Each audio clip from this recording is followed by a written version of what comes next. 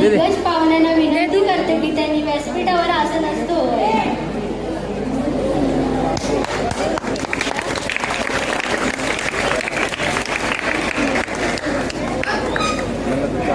आपल्याला सर्व मान्यवर पाहुण्यांचे आगमन व्यासपीठावर झालेले आहे, तर सर्वांनी जोरदार टाळ्यांच्या गजरात त्यांचे स्वागत करा.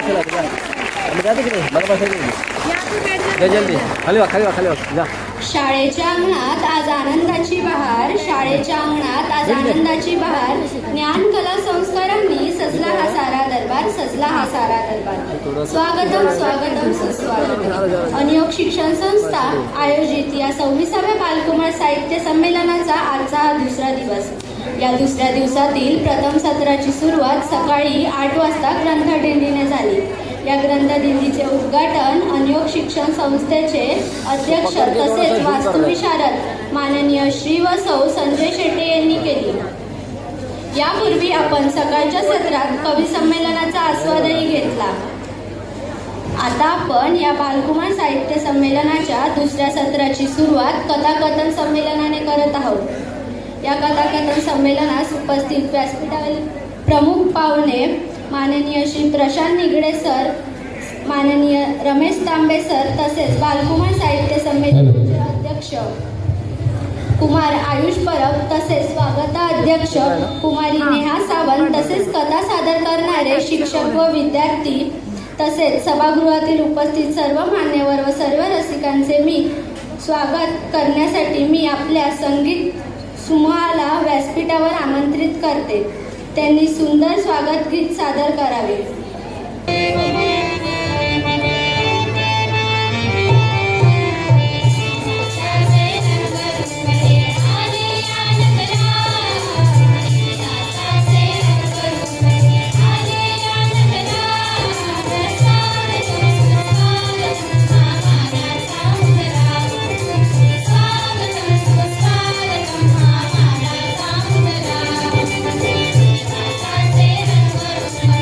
आले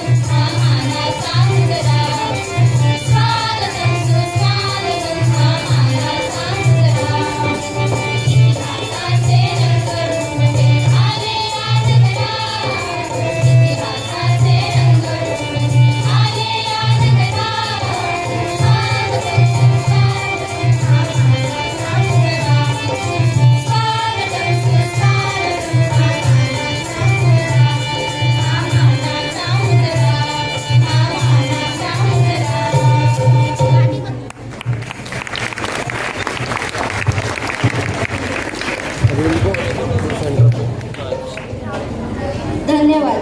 माननीय श्री प्रशांत निगडे सरांना येण्यासाठी काही कारणासाठी उशीर होत आहे, तर आपल्याला वेळेचे बंधन असल्यामुळे पुढील कार्यक्रमाची सुरुवात करत आहोत. लहान पावले मोठी स्वप्न, लहान पावले मोठी स्वप्न, मनात आशेचा प्रकाश, या मंचावर सुरू व्हावं विचारांचा सुवास. म्हणूनच कार्यक्रमाचे प्रास्ताविक घेऊन येत आहे आपणासाठी हे खास, आपणासाठी हे खास. आजच्या या कथाकथन संमेलनाचे प्रास्ताविक करून देण्यासाठी मी दिव्या काटकर या विद्यार्थिनीला मंचावर आमंत्रित करते.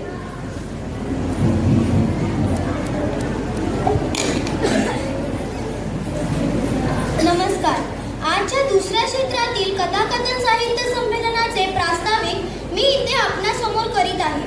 या बालकुमार कथाकथन साहित्य संमेलनाचे वैशिष्ट्य म्हणजे या साहित्य संमेलनाचे अध्यक्ष, स्वागत अध्यक्षा, सूत्रसंचालन, प्रास्ताविक, पाहुण्यांचे स्वागत, त्यांचा परिचय तसेच संमेलनाचे आवाहन हे सर्व विद्यार्थीच करत असतात.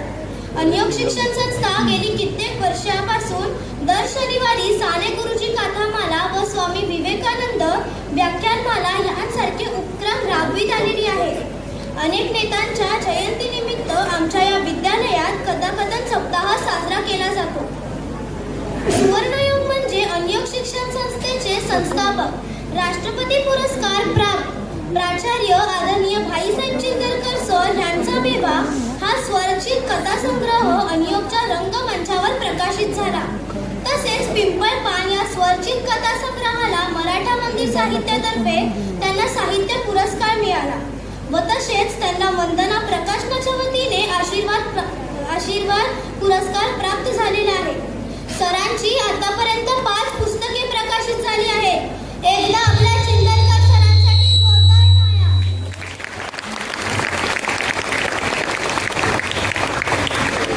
या सर्वांची फलश्रुती म्हणजेच आज आमच्या शाळेतील विद्यार्थी देखील स्वरचित कथा लिहित आहेत. अशा प्रकारे अन्योग विद्यालय अनेकांना त्यांच्या कलागुणांना वाव देण्याचा प्रयत्न करीत आहे. इतके बोलून मी माझ्या प्रास्ताविकेला इथे विराम देते व पुढील सूत्रे हर्षिता हिच्याकडे सुपूर्द करते. धन्यवाद.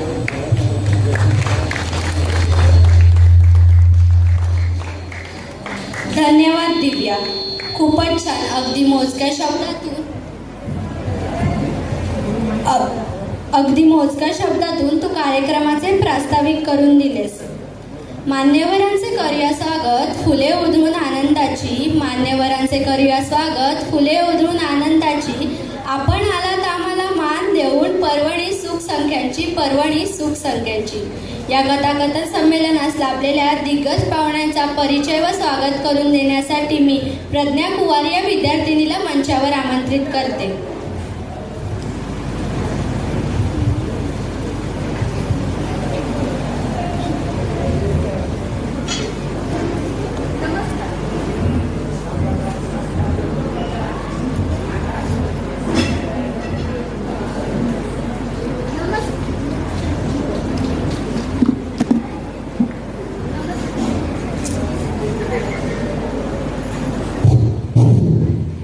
मनोरंजनात्मक कार्यक्रमासाठी उपस्थित मान्यवरांचा परिचय व त्यांचे स्वागत करण्यासाठी आपणासमोर मी उभी आहे. आजच्या कार्यक्रमासाठी प्रमुख पाहुणे म्हणून उपस्थित आहेत सन्माननीय रमेश तांबे सर हिंदुस्थान पेट्रोलियम लिमिटेड या कंपनीतून सेवानिवृत्त असले तरी साहित्य क्षेत्रात सरांचे खूपच योगदान आहे. सरांचे शिक्षण MA मराठीच्या साहित्यातून झालेले आहे.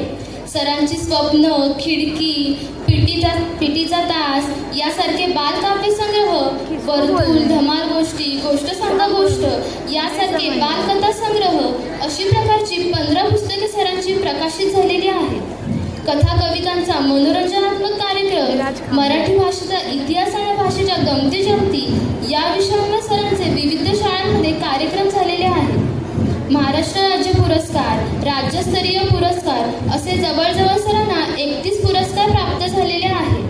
असे साहित्य क्षेत्रातील व्यक्तिमत्व आज आपल्याला लाभलेले आहे. तर मी संमेलनाध्यक्ष आयुष परब यांना विनंती करते की त्यांनी सरांना शाल आणि श्रीफल देऊन त्यांचा सन्मान करावा.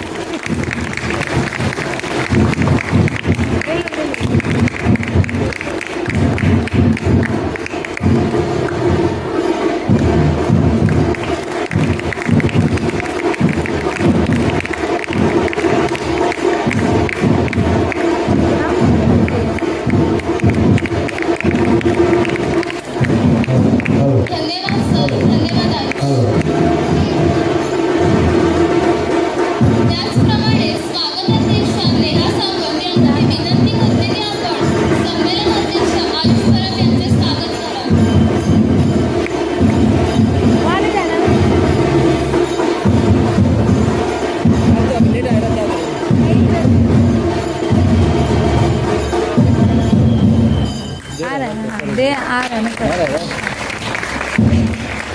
मी संमेलन अध्यक्ष आयुष परब यांना विनंती करते की स्वागत अध्यक्षा नेहा सावंत यांचे स्वागत करावे.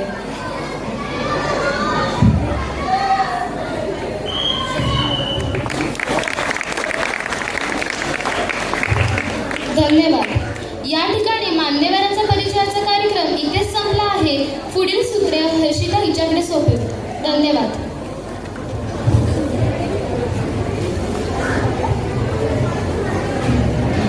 आताच आपल्या कथाकथन संमेलनाचे प्रमुख पाहुणे माननीय प्रशांत निगडे सर यांचे आगमन झालेले आहे. तर सर्वांनी जोरदार टाळ्यांच्या गजरात त्यांचे स्वागत करावे.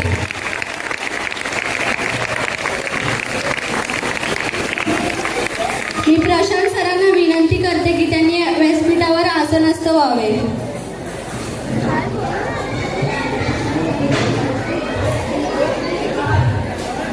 मी पुन्हा एकदा प्रज्ञा कुवार या विद्यार्थिनीला पाहुण्यांचे परिचय करण्यासाठी मंचावर आमंत्रित करते.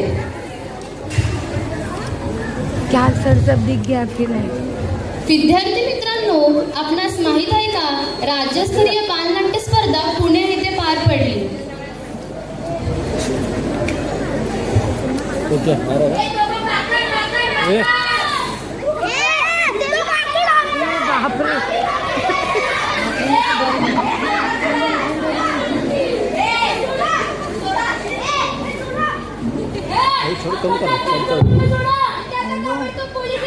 हाँ बोलिए. सानवी की मम्मी. हाँ बोलिए. हाँ हाँ हाँ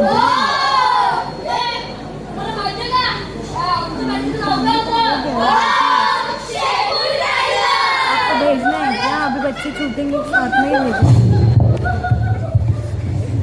5-6 बजे तक का प्रोग्राम है. हाँ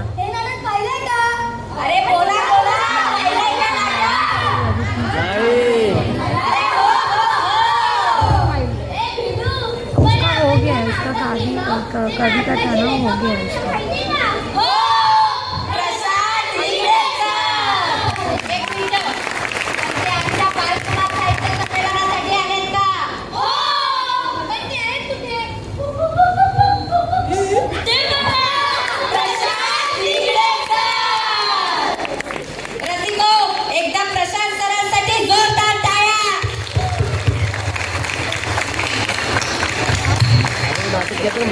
हो मित्रांनो, माननीय प्रशांत निगडे सर आज आपल्या व्यासपीठावर प्रमुख पाहुणे म्हणून उपस्थित आहेत. तर मी थोडक्यात प्रशांत सरांचा परिचय करून देते.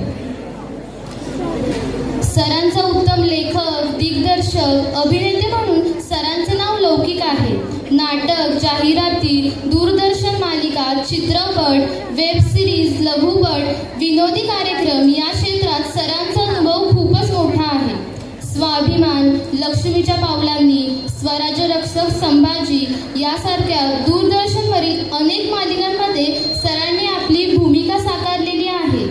बंध प्रेमाचे, रसिकाच्या लग्नात, भूतांची शाळा यासारखे चित्रपट सरांनी केलेले आहेत. घाशीराम कोतवाल, सुपरमॅन, मानव आला रे आला यासारख्या व्यावसायिक नाटकात सरांनी भूमिका साकारल्या आहेत. महाराष्ट्र राज्य नाट्य पुरस्कार, नवरंग पुरस्कार, अखिल भारतीय मराठी नाट्य परिषदेचा सर्वोत्कृष्ट अभिनेता पुरस्कार असे अनेक पुरस्कार सरांना प्राप्त झालेले आहेत. आणि शेवटी मला सांगायला आवडेल, नुकतेच पुणे येथे राज्यस्तरीय बालवाद्य स्पर्धेने आपल्या अनियोग विद्यालयाच्या मुलांनी शेपूट राहिली ही एकांकिका साकारली. या एकांकिकेचे लेखन हे प्रशांत सरांनी केलेले. एकदा प्रशांत सरांसाठी जोरदार टाळ्या.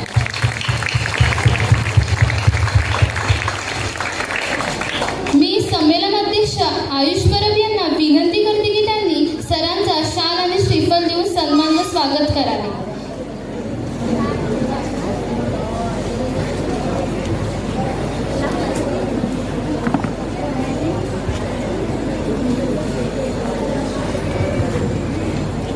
अरे बस ठीक है तो थोड़ा और करने का, जब दोनों का ही है ना. बस बच्चे भी आ रहे हैं. इसको जरा से क्रॉस कर देते पकड़ के रखना है. एकदा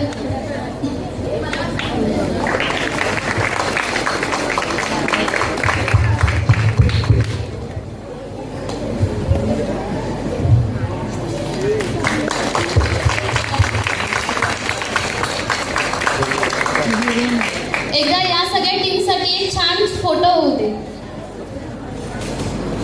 छान फोटो लेना. ओके. ये हाथ लगा के कर. धन्यवाद. गिरेगा. निकाल निकाल निकाल. हाँ वो क्या है ना है उनके पास है. ठीक है ना, नहीं करता पर इसको पकड़ के. धन्यवाद प्रज्ञा. आता आपण काही विद्यार्थ्यांची स्वरचित कथा ऐकणार आहोत. सर्वप्रथम आपल्या समोर येत आहे इंग्रजी माध्यमाची कुमारी स्वरा मनेलकर, जी इयत्ता 5वी मध्ये शिकत आहे. मी तिला आपली स्वरचित कथा सादर करण्यासाठी व्यासपीठावर आमंत्रित करते. हळू हळू हळू हळू. नमस्कार. माझ्या स्वरचित कथेचे नाव आहे स्त्री शिक्षण. कोकणात एक सुंदर गाव होते. त्या गावाचे नाव होते रामपूर. रामपूर गावात एक छोटेसे कुटुंब होते. त्या कुटुंबात 4 सदस्य राहत होते. त्या कुटुंबात आई, बाबा व 2 मुले राहत होती. मुलाचे नाव होते श्याम व मुलीचे नाव होते राधा. दोघांनाही अभ्यासाची खूप ओढ होती, पण तिच्या बाबांचा हा विचार होता की आपल्या मुलीला शाळेत पाठवायचं नाही. ते तिच्या मुलीला शाळेत नाही पाठवायचे.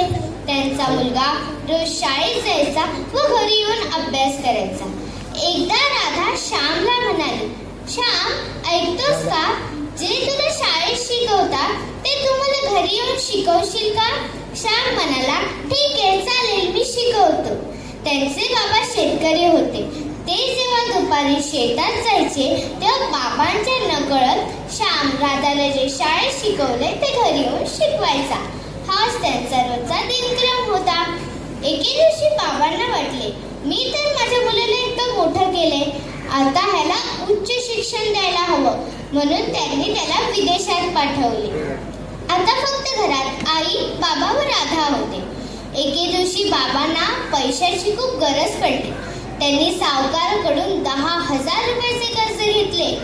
काही दिवसांनी सावकार त्याच्या घरी आला. सावकाराला वाटले, हा तर एक शेतकरी आहे, याला कुठे गणित येणार, म्हणून त्यांनी कर्जापेक्षा दुप्पट म्हणजे 20,000 रुपये कर्ज मागू लागला. तेव्हा राधा स्वयंपाकघरात काम करत होती. तिने हे बोलणे ऐकले व ती बाहेर आली. तिने सावकाराच्या हातातली कर्जवही घेतली व ती तपासू लागली. तेव्हा तिला समजले की तिच्या बाबांनी फक्त 10,000 रुपये कर्ज घेतलेले आहे आणि तिने ती चूक सावकाराच्या निगराणीखाली आणली आणि ती दुरुस्त करून घेतली. हे सगळे बाबा पाहत होते. त्यांना आश्चर्य वाटलं की मी तर माझ्या मुलीला शाळेत नव्हतं पाठवलं, तरी ती इतकं चांगलं गणित करते, कसं? आणि त्यांनी तिला पुढे शिकायची परवानगी दिली. माझ्या या कथेतून आपल्याला हा बोध मिळतो, जर माणसाची प्रबळ इच्छा असेल तर तो काही करू शकतो. धन्यवाद. खूपच छान. मी सन्माननीय प्रशांत निगडे सरांना विनंती करते की त्यांनी स्वराला पुष्प देऊन तिचे कौतुक करावे. झूम करना.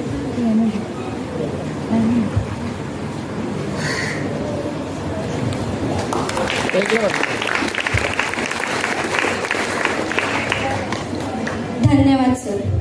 यापुढे आपल्या समोर येत आहे मराठी माध्यमातील कुमारी खुशी जाधव, जी इयत्ता 6वी मध्ये शिकत आहे. खुशीला मी विनंती करते की तिने तिची कथा सादर करावी. नमस्कार. माझ्या गोष्टीचे नाव आहे विहिरीतला बेडूक. समुद्रापासून दूर असलेल्या एका विहिरीत एक काळा बेडूक राहत असे. तो तिथेच जन्मला होता आणि कधीच त्या विहिरीच्या बाहेर गेला नव्हता, म्हणून त्याला बाहेरच्या जगाचे काहीच ज्ञान नव्हते. तरी देखील तो स्वतःला सर्वांहून अधिक हुशार समजत असे. एक दिवस तो असाच डुलक्या घेत होता, तेव्हा समुद्रातील एक बेडूक धडाम करून त्या विहिरीत येऊन पडला. त्याला वाटलं कोणता मोठा किडा वगैरे आहे की काय.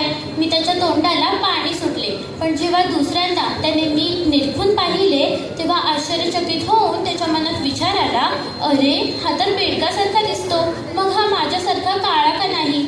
आपल्या मनातली भीती लपवीत त्याने त्या बेडकाला विचारले, हे बंधू, तू आहेस तरी कोण? मी एक परदेशी आहे. ठीक आहे, मला माहीत आहे, पण तू इथे का आलास? मला इथे येण्याची इच्छा नव्हती, पण मी इथे येऊन पडलो. पण तरीही तुम्हाला भेटून मला खूप आनंद झाला. या उत्तराने आपले विहिरीतले बेडूकशी तर संतुष्ट होतात, पण त्यांना या आगंतुकाविषयी माहिती घेण्यास ते इच्छुक होते. म्हणून तो त्याला विचारतो, तू कुठून आलास? मी समुद्रातून आलो. समुद्र? तो काय असतो? किती मोठा असतो? काय माझ्या विहिरी एवढा मोठा? असं म्हणत त्याने विहिरीच्या एका टोकाकडून दुसऱ्या टोकाकडे उडी घेतली. अरे बाबा, असं हसत म्हणत दुसऱ्याने त्याला म्हटलं, काय मूर्खासारखा बडबडतोस? तू या छोट्याशा विहिरीची तुलना त्या समुद्रासोबत कसा काय करू शकतोस? मग त्या विहिरीतल्या बेडकाने आणखी एक लांब उडी घेतली आणि त्याला म्हटलं, काय तुझा समुद्र एवढा मोठा असतो? तुझ्या या छोट्याशा विहिरीची तुलना त्या समुद्रासोबत कसा काय करू शकतोस? मग तो विहिरीतले बेडूक त्याला म्हणतो, शक्यच नाही. माझ्या विहिरीपेक्षा दुसरं काहीच मोठं असू शकत नाही. तू खोटं बोलतोयस, तू खोटारडा आहेस. मग त्यावर तो समुद्रातला बेडूक त्याला म्हणतो, कारण तू कधी समुद्र पाहिलाच नाहीस म्हणून तू असं म्हणतोयस. चल माझ्यासोबत, मी तुला समुद्र किती मोठा असतो हे दाखवतो, म्हणजे खरं काय आहे हे तरी तुला समजेल. मग त्यावर तो विहिरीतला बेडूक त्याला म्हणतो, कधीच नाही, मी तुझ्यासोबत कुठेही येणार नाही, कारण तू प्रामाणिक असू शकत नाहीस. जर तू प्रामाणिक असतास तर माझ्या म्हणण्याशी असहमत झाला नसतास. मग त्यावर तो विहिरीतला बेडूक विचार करतो की या मूर्खासोबत वाद घालण्यात काहीच अर्थ नाही. आपण इथून निघालेलंच बरं. आणि तो तिथून निघून जातो. पण या सर्वाने आपले विहिरीतले बेडूकजी तर खुश होतात आणि हसत हसत म्हणतात, मोठा आला होता. ह्याला वाटलं होतं मला मूर्ख बनवता येईल, पण मला माहीत आहे माझ्या विहिरीपेक्षा दुसरं काहीच मोठं असू शकत नाही. असं म्हणत त्याने विहिरीच्या एका टोकाकडून दुसऱ्या टोकाकडे उडी घेतली. या गोष्टीतून आपल्याला असा बोध मिळतो की आपण दुसऱ्यांविषयी या विहिरीतल्या बेडकाप्रमाणे भावना ठेवता कामा नये. आपण सर्वांचे म्हणणे ऐकून घेतले पाहिजे व त्यांचा स्वीकार केला पाहिजे. हेच खऱ्या संस्कृतीचे चिन्ह होय. धन्यवाद. धन्यवाद खुशी. मी सन्माननीय रमेश तांबे सरांना विनंती करते की त्यांनी खुशीला पुष्प देऊन तिचे कौतुक करावे. पुढे जाते.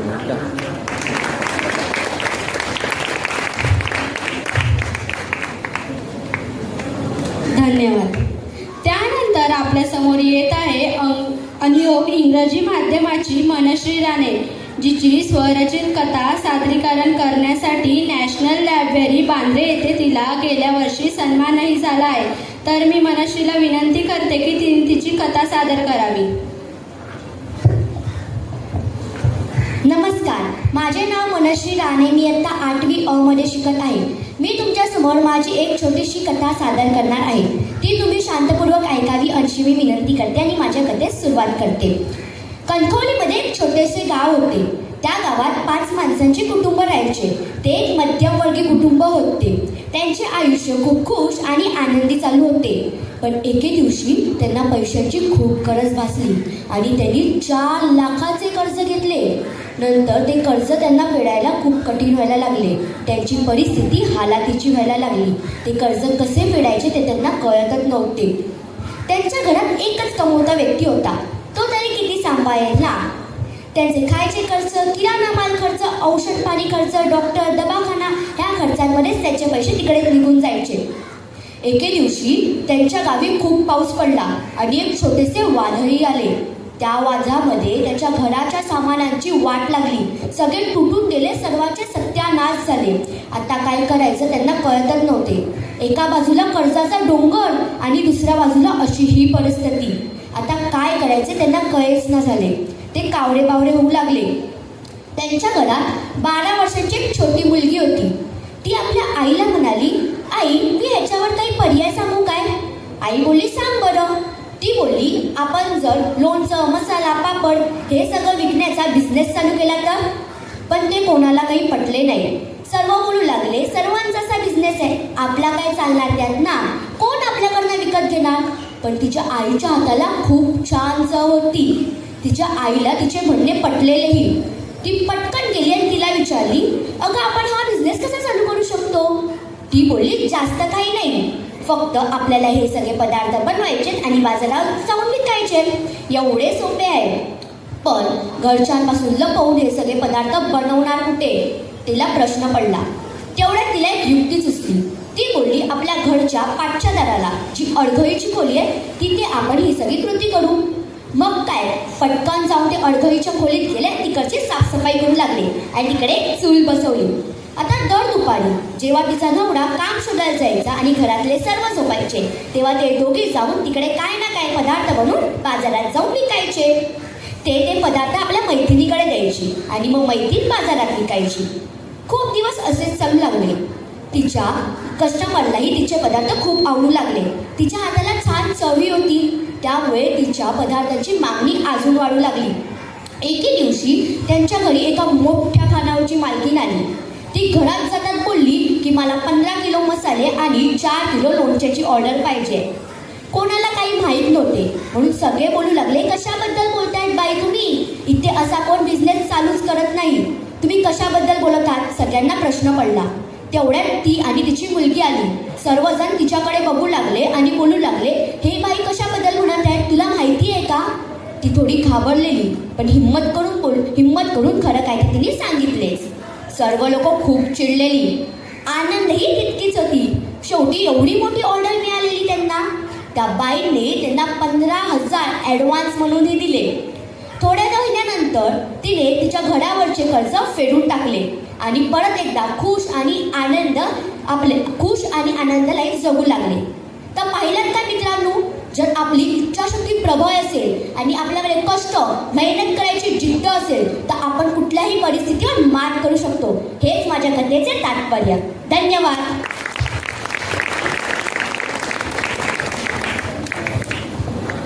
धन्यवाद. मी कुमार आयुष परब यांना विनंती करते की त्यांनी मनश्रीला पुष्प देऊन तिचे कौतुक करावे.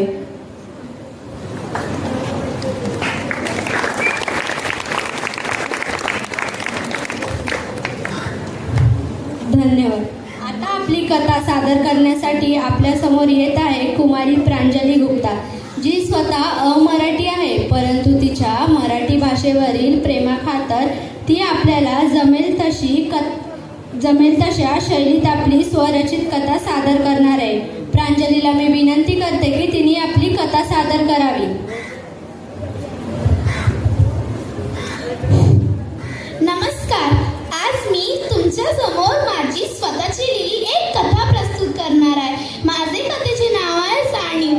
महाराष्ट्रातील मुंबई नावाचे एक मोठे शहर होते. त्या शहरात एक कुटुंब राहायचा. त्या कुटुंबात एक आजी, आजोबा, मोठी मुलगी रेश्मा आणि एक लहान मुलगा रोहित राहायचा.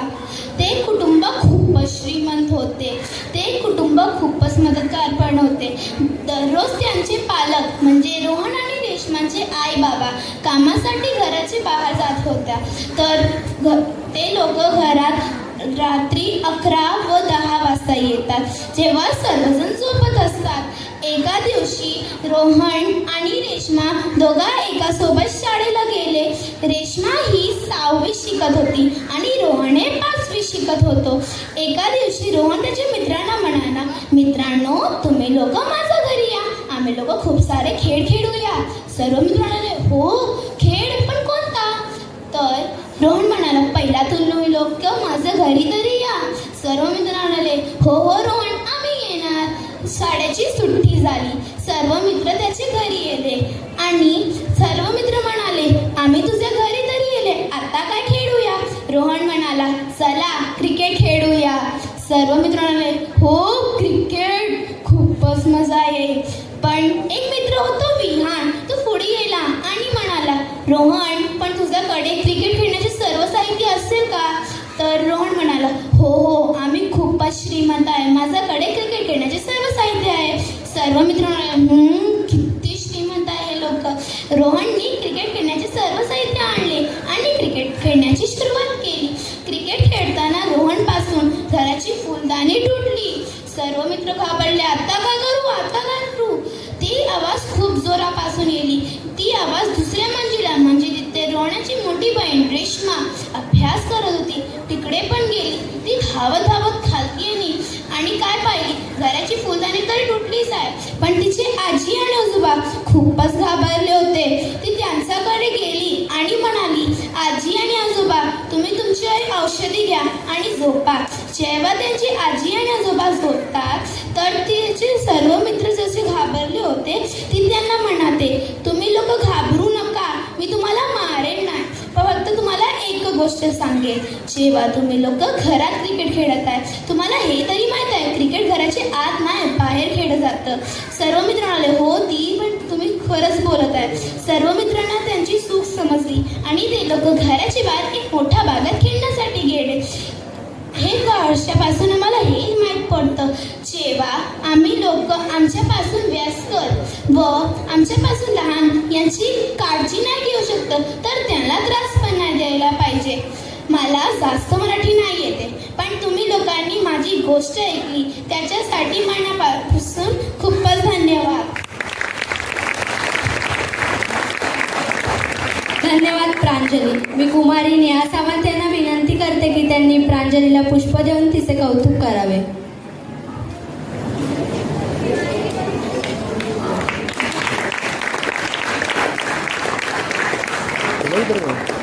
धन्यवाद.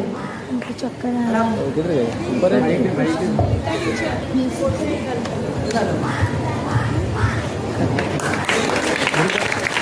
अच्छा है, पूरा पूरा है. गिरेगा ना. सरांकडून त्यांना पुस्तकरूपी भेट मिळत आहे. मी व्यासपीठावर विराजमान पाहुण्यांना सांगू इच्छिते की आमच्या संस्थेत इंग्रजी व मराठी माध्यमातील मुले शिकतात.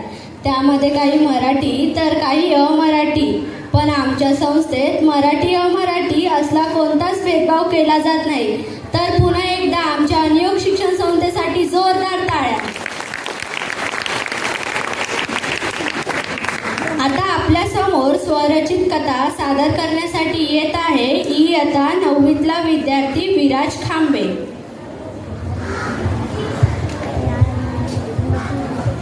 नमस्कार, माझं नाव विराज सखाराम खांबळे आहे. माझ्या गोष्टीचं नाव ढोंगी बाबा. शामपूर नावाचं एक गाव होतं. त्या गावात सर्वजण अगदी आनंदाने राहत होते. नेहमीप्रमाणे एका सकाळी गावचे पुजारी देवळात पूजा करण्यासाठी गेले. तेव्हा गावचे पुजारी बघतात की देवळाच्या गाभाऱ्यामध्ये 2 व्यक्ती बसल्या होत्या. गावचे पुजारी त्या दोन्ही व्यक्तींची चौकशी करतात. त्यातील एक व्यक्ती उठतो व तो म्हणतो की हे कोणी साधेसुधे मनुष्य नाहीत तर फार मोठे बुवा आहेत. हे सर्व ऐकल्यानंतर गावचे पुजारी त्यांना खाण्यासाठी फळं, पिण्यासाठी पाणी, एवढंच काय तर राहण्यासाठी घरंसुद्धा देतात. त्याच गावात राजू नावाचा एक हुशार मुलगा शिकत होता. एके दिवशी राजूला एका घराबाहेर खूप गर्दी झाल्याचे दिसले. राजू त्या घराबाहेर गेला व बघतो तर काय, तिकडे एक बुवा एका स्त्रीच्या अंगातनं भूत काढत होता. तो बुवा त्या स्त्रीला म्हणाला, तुझ्या अंगातलं भूत मी या लिंबामध्ये पकडलं आहे. व त्या बुवाने ते लिंबू एका सुरीच्या माध्यमातून कापले आणि आश्चर्य काय तर त्या लिंबातनं लाल लाल रक्तासारखा रस बाहेर पडू लागला. ही बातमी गावात अगदी वाऱ्याच्या वेगाने पसरली. राजू शाळेत देखील या बुवाबद्दलच चर्चा करत असायचा. एके दिवशी या सर्व गोष्टी राजूच्या विज्ञानाच्या शिक्षकांनी ऐकल्या. राजूचे विज्ञानाचे शिक्षक त्याला म्हणाले की हे सर्व विज्ञानच आहे. त्यांनी राजूला जास्वंदाचे फूल आणण्यासाठी सांगितले. राजूने जास्वंदाचे फूल आपल्या विज्ञानाच्या शिक्षकांना दिले. त्या विज्ञानाच्या शिक्षकांनी त्या फुलाचा रस एका सुरीवर लावला व ते लिंबू कापून दाखवले. व आश्चर्य काय तर त्या सरांच्या लिंबातनं देखील लाल लाल रक्तासारखा रस बाहेर पडू लागला. हे सर्व समजल्यावर राजूला समजले होते की तो कोणी बुवा नसून एक ढोंगी मनुष्य आहे. तेव्हापासून राजू त्या बुवावर बारीक लक्ष ठेवू लागला. एकदा एक स्त्री बुवाकडे आली होती. तो बुवा त्या स्त्रीला म्हणाला की तू पूर्वजन्मीची राधा आणि मी तुझा श्रीकृष्ण आहे. व तो बुवा त्या स्त्रीवर अतिप्रसंग करण्याचा प्रयत्न करतो. हे सर्व काही राजू पाहत होता. राजू पळतच आपल्या गावात जातो आणि सर्व गावकऱ्यांना सांगतो की तो कोणी बुवा नसून एक ढोंगी व्यक्ती आहे. सर्व गावकरी त्या बुवाच्या घराबाहेर जमतात व त्या बुवाला बाहेर काढून मारतात. त्या बुवाला तर धड चालता सुद्धा येत नव्हतं. शेवटी तो बुवा आपल्या मित्राच्या खांद्यावर हात टाकतो व त्या गावातनं पळ काढतो. शेवटी या गोष्टीचे तात्पर्य कधीच कोणाला फसवू नका. धन्यवाद.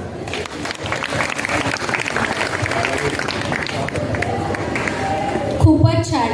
मी सन्माननीय रमेश तांबे सरांना विनंती करते की त्यांनी विराजचे कौतुक करावे, त्याला पुष्प घेऊन.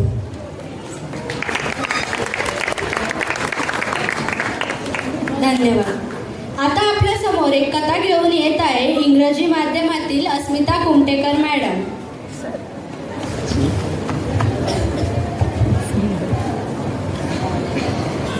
मंचावर उपस्थित सर्व मान्यवर, समोर बसलेले सगळे मुख्याध्यापक, सर्व गुरुजन वर्ग आणि माझे लाडके सगळे विद्यार्थी की ज्यांच्यामुळे जे सकाळी 7 वाजल्यापासून आत्तापर्यंत कोणताही गडबड गोंधळ न करता कार्यक्रमाचा आस्वाद घेत आहेत आणि तुमच्यामुळेच हा कार्यक्रम सुंदररित्या पार पडत आहे. तर तुम्ही सगळ्यांनी स्वतःसाठी एकदा जोरदार टाळा.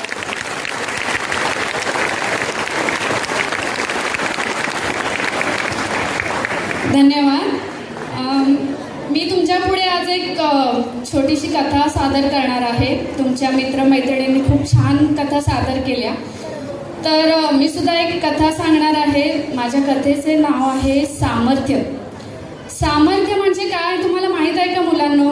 तर सामर्थ्य म्हणजे शक्ती, सामर्थ्य म्हणजे ताकद, आपल्यामध्ये असलेली पॉवर. मग आता मी माझ्या कथेला सुरुवात करते. तर एका आश्रमामध्ये 2 शिष्य छान गप्पा मारत असतात. एक शिष्य दुसऱ्या शिष्याला म्हणतो, काय रे, तुला जगामध्ये सगळ्यात सामर्थ्यवान कोण आहे माहीत आहे का? दुसरा शिष्य त्याला म्हणतो, हो, तुला माहीत नाही का? अरे, सगळ्यात सामर्थ्यवान म्हणजे हत्ती. हत्ती बघितलायस ना तू, किती मोठा असतो आणि त्या हत्तीच्या पायाखाली जर कोण आलं तर त्याचा अगदी चक्काचूर होऊन जातो. म्हणजे सगळ्यात सामर्थ्यवान म्हणजे हत्ती. तर त्यावरती पहिला शिष्य म्हणतो की नाही रे, मला वाटतं सगळ्यात सामर्थ्यवान म्हणजे वारा. कारण वारा माहिती आहे ना, एकदा जर वादळ आलं, वारा सुटला तर या वादळामध्ये सगळं काही उडून जातं, घरदार झाडं झुडपं सगळं उद्ध्वस्त होऊन जातं. मग यावरती दुसरा शिष्य पुन्हा म्हणतो, अरे तसं जर असेल तर मग सगळ्यात सामर्थ्यवान म्हणजे पाणी का असू शकत नाही? पाणी, तुला माहिती आहे ना, पाणी म्हणजे सुनामी आली, पूर आलं तर या पुरामध्ये लोकांची सगळी घरं दारं सगळं घराच्या घरं उद्ध्वस्त होऊन जातात. मग पाणी का असू नये? असा या दोघांचा संवाद चालू असतो. पण दोघं गोंधळलेली असतात. खरं त्यांना कळतच नाही की या जगामध्ये सामर्थ्यवान कोण आहे. मग एक शिष्य त्याला म्हणतो, अरे चल आपण आपल्या गुरूंकडे जाऊया, तेच या प्रश्नाचं उत्तर आपल्याला सांगतील. दोघं जातात आपल्या गुरूंकडे. गुरूंना म्हणतात, गुरुवर्य, आम्हाला सांगाल का की जगामध्ये सगळ्यात सामर्थ्यवान कोण आहे? तर गुरु आधी त्यांच्याकडे बघतात आणि म्हणतात, अरे मूर्खांनो, तुम्हाला हे असे प्रश्न विचारायला लाज नाही वाटत? मला हे पुन्हा असे प्रश्न विचारायचे नाहीत. तुम्हाला काही कामं नाहीत का? जाऊन आपला अभ्यास करा. आणि गुरुवर्य निघून जातात. आणि मग असं बोलल्यावरती त्या शिष्यांना खूप वाईट वाटतं. तुम्हाला सुद्धा वाईट वाटतं की नाही? आपले शिक्षक आपल्याला ओरडले तर आपल्याला वाईट वाटतं, कुठेतरी इगो हर्ट होतो आपला, बरोबर की नाही? मग गुरुवर्य निघून गेल्यावरती परत त्या दोघांमध्ये छान संवाद चालू होतो. अरे कशाला आपले गुरु आपल्याला ओरडले, आपण इतका काय प्रश्न केलेला? हे गुरु ना असेच आहेत, सारखे आपल्याला ओरडत असतात. काही विचारलं की आपल्याला ओरडतात आणि अभ्यास करायला सांगतात. आणि असाच त्यांचा संवाद चालू असताना पुन्हा गुरु तिकडे येतात आणि त्यावेळी गुरु त्यांना म्हणतात, अरे बाळांनो, मगाशी तुम्ही जो मला प्रश्न केलात ना, तो अतिशय उत्तम प्रश्न होता. तुम्ही अशी चर्चा केली पाहिजे, असे प्रश्न विचारले पाहिजे, कारण यामुळेच तुमचा विकास होणार आहे, तुमची प्रगती होणार आहे आणि याच्यासाठी माझे खूप खूप आशीर्वाद आहे तुम्हाला. असे म्हणून गुरुवर्य पुन्हा निघून जातात आणि पुन्हा त्या दोघांमध्ये संवाद चालू होतो. मग मात्र त्या दोघांचं बोलणं बदलतं बरं का. मग काय म्हणतात की नाही हा, आपण एवढं मगाशी बोललो गुरूंना, पण आपले गुरु काही इतके वाईट नाही बरं. आपले गुरूंनी आपल्यासाठी किती काय काय केलंय. एक शिष्य म्हणतो, हो माझ्यासाठी हे केलंय. दुसरा शिष्य म्हणतो, हो माझ्यासाठी पण हे केले सर शिष्य आपल्या गुरूंनी. तर आपले गुरु काही इतके वाईट नाही. असा संवाद त्यांचा चालू असताना पुन्हा गुरु तिथे येतात. गुरु म्हणतात, काय झालं, तुम्हाला कळालं का? तुम्हाला माझं बोलणं विचित्र नाही का वाटलं? मी जे वागलो ते विचित्र वाटलं असेल ना? तर हो, शिष्य म्हटले, हो की आम्हाला तुमचं वागणं विचित्र वाटलं खरं गुरु. तर गुरु म्हणतात, हो ना, मग हेच तुमच्या प्रश्नाचं उत्तर. मुलं गोंधळतात, शिष्य गोंधळतात. म्हणतात आम्हाला काही कळालं नाही गुरु. अरे सुरुवातीला मी ज्यावेळी तुमच्याशी ओरडून वागलो, तुम्हाला रागवलो, त्यावेळी तुम्ही माझ्याबद्दल वाईट साईड विचार केला. पण ज्यावेळी मी तुमच्याशी चांगलं वागलो त्यावेळी तुम्ही माझ्याबद्दल चांगलं बोलायला लागलात, चांगला विचार केला. म्हणजेच सगळ्यात जास्त जगामध्ये सगळ्यात जास्त सामर्थ्य हे तुमच्या बोलण्यामध्ये आहे, तुमच्या शब्दामध्ये आहे. म्हणून मुलांनो लक्षात ठेवा की आपण नेहमी विचार करून बोललं पाहिजे. बोलल्यानंतर विचार करण्यात त्याला काही महत्त्व नसतं. जसं धनुष्यातून एकदा बाण सुटला की तो परत घेता येत नाही, त्याचप्रमाणे एकदा मुखातून गेलेले शब्द हे काही पुन्हा आपल्याला घेता येत नाही. म्हणून माणसांनी, मुलांनी, सगळ्यांनीच बोलताना विचार केला पाहिजे. कारण या बोलण्यामुळे, या शब्दामुळे लोकांची घरं उद्ध्वस्त होतात, त्यांचं कुटुंब उद्ध्वस्त होतं, आयुष्य उद्ध्वस्त होतं. आणि या शब्दांनी तितकंच ती माणसं घडवली सुद्धा जातात, मनं जुळतात. त्याच्यामुळे प्रत्येकाने विचार करून बोलायला पाहिजे, कारण या शब्दामध्ये खूप सामर्थ्य आहे. म्हणूनच जगामध्ये सगळ्यात सामर्थ्य हे शब्दात आहे. धन्यवाद.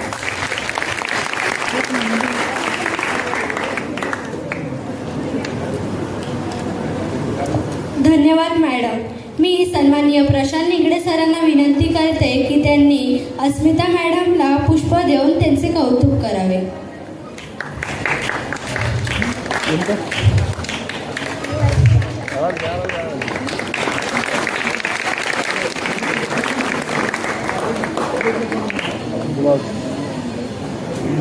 त्यानंतर आजच्या कार्यक्रमाचे प्रमुख पाहुणे माननीय श्री प्रशांत निगडे सरांना मी विनंती करते की त्यांनी आपले मनोगत व्यक्त करावे.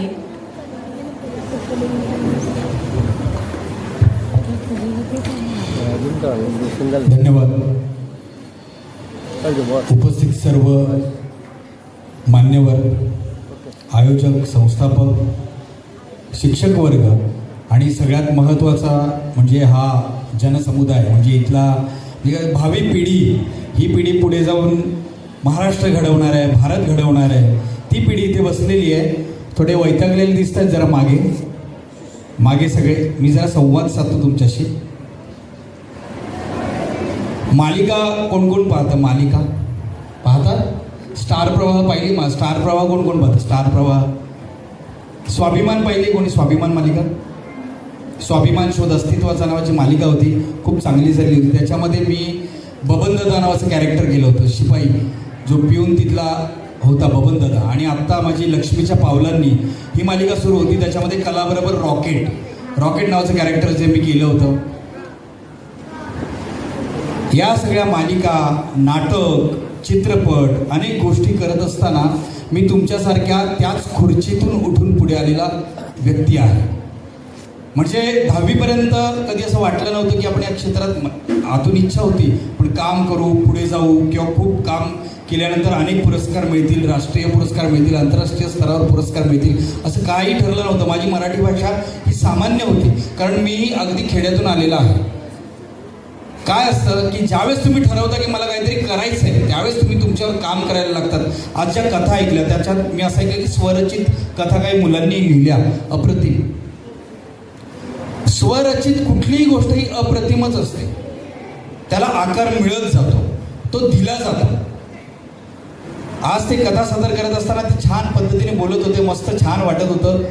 प्रत्येकाचा आवाज एक ठरलेला होता, कथा सादरीकरणाची एक पद्धत होती. कथा ही गोष्ट एवढी महत्त्वाची. आज कथाकथनाचा कार्यक्रम या अनुषंगाने मी जरा थोडंसं बोलतो. कुठलाही सिनेमा आवडतो सगळ्यांना बघायला, चित्रपट फिल्म सगळ्यांना आवडते बघायला, पण जर त्याला गोष्टच नसेल तर चित्रपट आवडेल का बघायला? आवडणारा एखादा चित्रपट सांगा जो लहान मुलांना आवडतो. तुम्हाला कुठला चित्रपट आवडतो? कुठला आता आवडणारा कुठला चित्रपट एखादा? फिल्म एक पण नाही, मोठ्याने बोला. हा आवाज बॉर्डर 2 आवाज पाहिजे. म्हणजे आता जो आलेला सिनेमा क्रांतीज्योतीबद्दल कसं आहे माहिती का, की एखादी गोष्ट जर तुम्हाला आवडली तर तुम्ही तिथे जाता ती पाहायला. व्यक्ती म्हणजे आपल्या आयुष्यात येणारे आपले नातेवाईक, ते जरी घरी आले ना आणि तुमच्याशी छान पद्धतीने बोलले, एखादी जुनी गोष्ट जरी सांगितली की आपल्या गावी असं होतं की तुझे वडील असे बोलले किंवा तुझी आई अशी छान मस्त असं जर कोणी सांगितलं किंवा आजी आजोबा आपल्याला काय आवडतात आजी आजोबा फार जुन्या गोष्टी सांगतात. जे जुनं आपण पाहिलंच नाही ते गाव आपल्यासमोर उभं करतात म्हणून आजी आपल्याला आवडते, म्हणून आजोबा आपल्याला आवडतात. त्यात असते गोष्ट जर एखाद्याच्या मागे नसेल तर ती कुठलीच कथा लोकांच्या हृदयाला भिडत नाही. आणि मुलांनी ते छान पद्धतीने सादर करण्याचा प्रयत्न केला, मी त्यांचं कौतुक करतो. मगाशी अनपेक्षित गोष्टी फार लेखकाला आवडतात, जे लेखक असतील त्यांना कळेल. मी इथे बसलो, मी माझे जरा थोडंसं विचारत होतो, थोडासा उशीर झाला मला यायला, तर काय माझ्याकडून मिस झालं, काय राहिलं, काय ऐकायचं राहिलं, हे मी विचार चालू असताना अचानक कोणतरी ओढलं, माकड. मला एक क्षण खरंच वाटलं की माकड आलं की काय. दुसऱ्यांदा मला असं वाटलं की माझं नाटक यांना माहिती आहे का माकड चाळे, म्हणून मला बघून कोण माकड बोलले की काय, हा सुद्धा माझ्या डोक्यात विचार आला. त्याच्यानंतर कळलं की एक मुलगा तिथून आला माकडाच्या भूमिकेत, मग मी जरा भानावर आलो. इतकं सुंदर सुरुवात त्या मुलांनी केली होती ना, मला खरंच आवडलं. आणि हाच अनपेक्षित धक्का फार महत्त्व असतो कथानक, त्याचं सादरीकरण. म्हणजे कुठेही अनाउन्समेंट नाही, कुठे काय नाही, अचानक सुरू झालेली गोष्टच लोकांना भावते. मला जर तिथे सांगितलं असताना आता शेपूट राहिलं या नाटकातील काही कलाकार सादरीकरण करणार आहेत, मी अलर्ट झालो असतो. ओके, आता माकड येणार, मुलं येणार, काहीतरी बोलणार. पण मी अचानकच माझ्या डोक्याची चाललेली गोष्ट ती सगळीच तुटली आणि मी त्याच्यातच गुंतून गेलो आणि मला फार आवडलं. ते माकड माझ्या भोवतीने फिरत होतं. आता सध्या व्यावसायिक नाटक मी करतो माकड चाळे, जे शेपूट राहिलं जे नाव आहे इथे, तेच 2 अंकी नाटक चालू आहे माकड चाळे. 2005 साली लिहिलेली गोष्ट. त्या नाटकाने आतापर्यंत सगळीकडे पुरस्कार घेतले, सगळीकडे प्रथम पुरस्काराचं मानकरी ठरलेले नाटक आहे आणि असं व्यावसायिक भूमिका आहे. अवधूत गुप्ते यांच्यासारख्या गायकानं त्या नाटकात गाणं गायलेलं आहे. पुन्हा डॉल्बीवाल्या डीजे, ते बोलाव माझ्या डीजेला वगैरे, ते जे गायक आहेत त्यांनी गाणं गायले.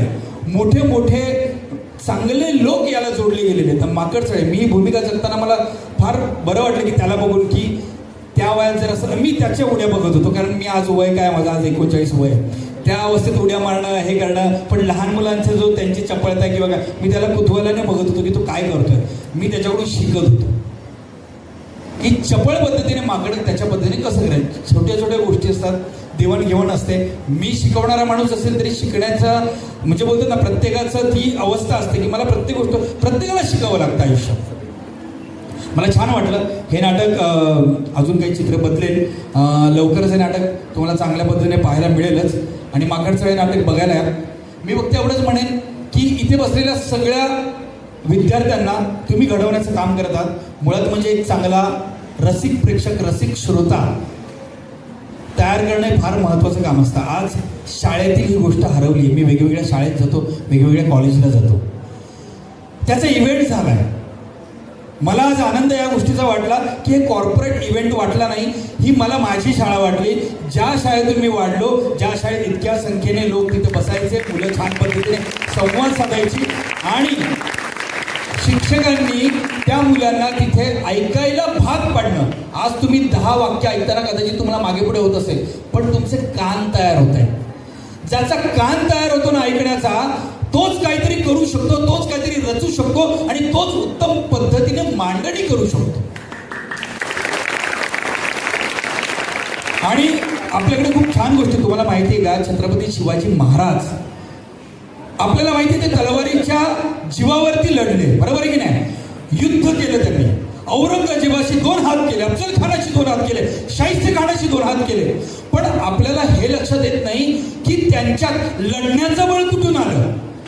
ज्या दिवशी जिजाऊ मातांनी त्यांना गोष्टी सांगायला सुरुवात केली, त्या गोष्टीतून प्रबोधन झालं आणि त्यांना कळलं की आपण किती गुलामगिरीत आहोत, आपण किती पारतंत्र्यात आहोत. त्या दिवशी वयाच्या 14व्या वर्षी छत्रपती शिवाजी महाराज काही सवंगड्यांना बरोबर घेऊन एक युद्धनीती आखतात आणि पहिल्या तोरणा गड काबीज करतात. त्याचं मूळ कुठे होतं, त्या गोष्टीत होतं.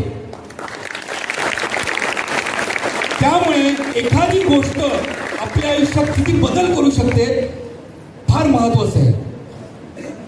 युद्धनीती त्यावेळेस सगळीकडे जाऊन इतकं लढता येत नव्हतं, सोपं नव्हतं की छत्रपती शिवाजी महाराज त्यांचा गनिमी कावा सगळ्यांना माहिती की नाही. मराठी मुलं ताकद पण तशीच पाहिजे, माहिती आहे की नाही. जेवलात, बरोबर जेवलात, आवडीचं दिलं होतं नव्हतं. आवडीचा आवाज असा एक लक्षात घ्या. हा महाराष्ट्र आहे. त्यात मराठी भाषेत आपण संवाद साधतोय. मराठी भाषा ही बुलंद आहे, त्याचा आवाज तसाच असला पाहिजे. ज्या वेळेस ही अशी पिढी संपलं, पुन्हा एकदा इंग्रज येणार, पुन्हा पण पारतंत्र्यात जाणार, आवाज पाहिजे, कळलं का? उत्तम. मला एखादी गोष्ट जर आवडली तर अशा टाळ्या वाजवल्या, टाळ्या जोरदार झाल्या पाहिजे.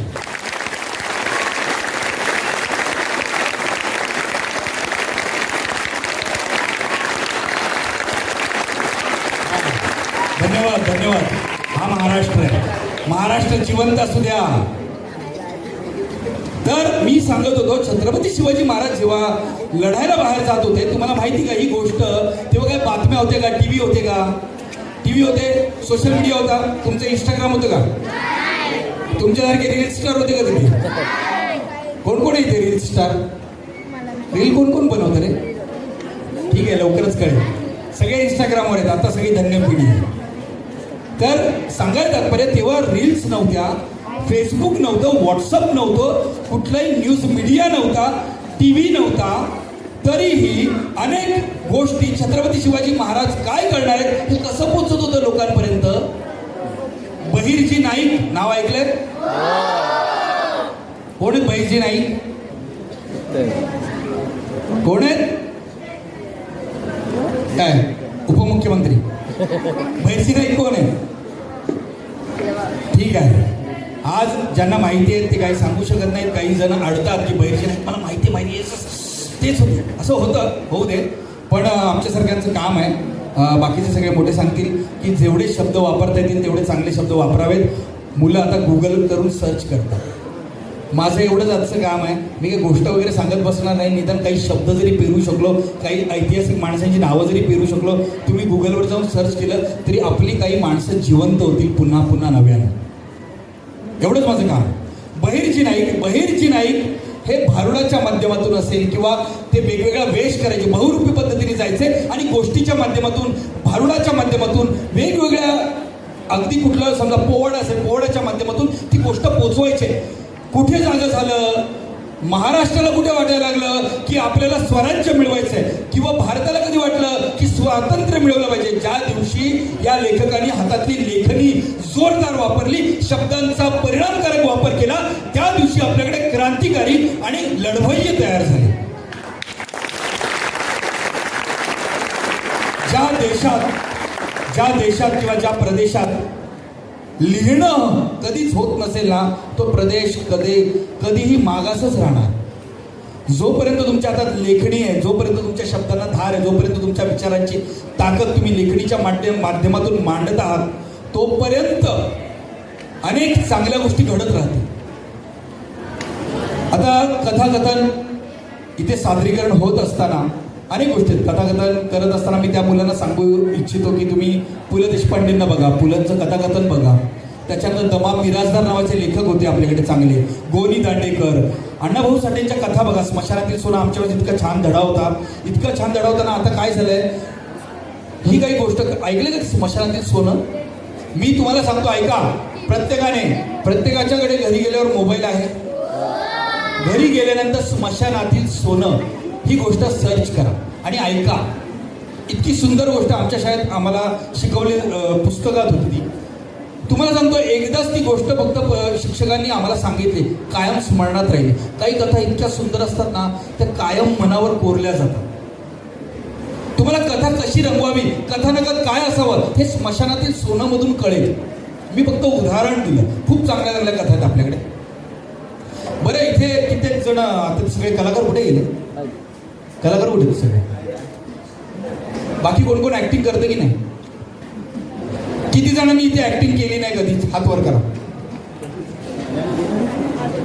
किती जणांनी ऍक्टिंग केली आहे त्यांनी हात वर करा. सगळ्यांनी अभिनय केला. आणि बाकीचे उरलेले आहेत ते तर दोन्ही ठिकाणी नाही आहेत. हो नाही, नाही पण नाही. बरं, हात खाली करा. सगळ्यांनी आयुष्यात अभिनय केलाय. मागे बसलेले, हॅलो, इकडे इकडे इकडे इकडे इकडे बघा सगळे. काळा शर्ट, सगळ्यांनी इकडे बघा. आयुष्यात तुम्ही अभिनय केला नाही असं कधीच नाही. प्रत्येक जण अभिनय करतो. तुम्हाला ज्या दिवशी शाळेत यायचं नाहीये त्या दिवशी तुम्ही घरी काय करता? हा, काय करता तुम्ही? पोटात दुखतंय, पाय दुखतोय, आई आज नको, झोप आली, झोप नाही झाली, डोकं दुखतंय, ताप आलाय, खोकला आलाय, सर्दी. छान. म्हणजे ज्यावेळेस तुम्ही असं सांगाल का, आई मला ताप आलाय, मी या शाळेत जात नाही, विश्वास ठेवतील? त्यावेळेस आपल्याला, आई अगं ताप आला,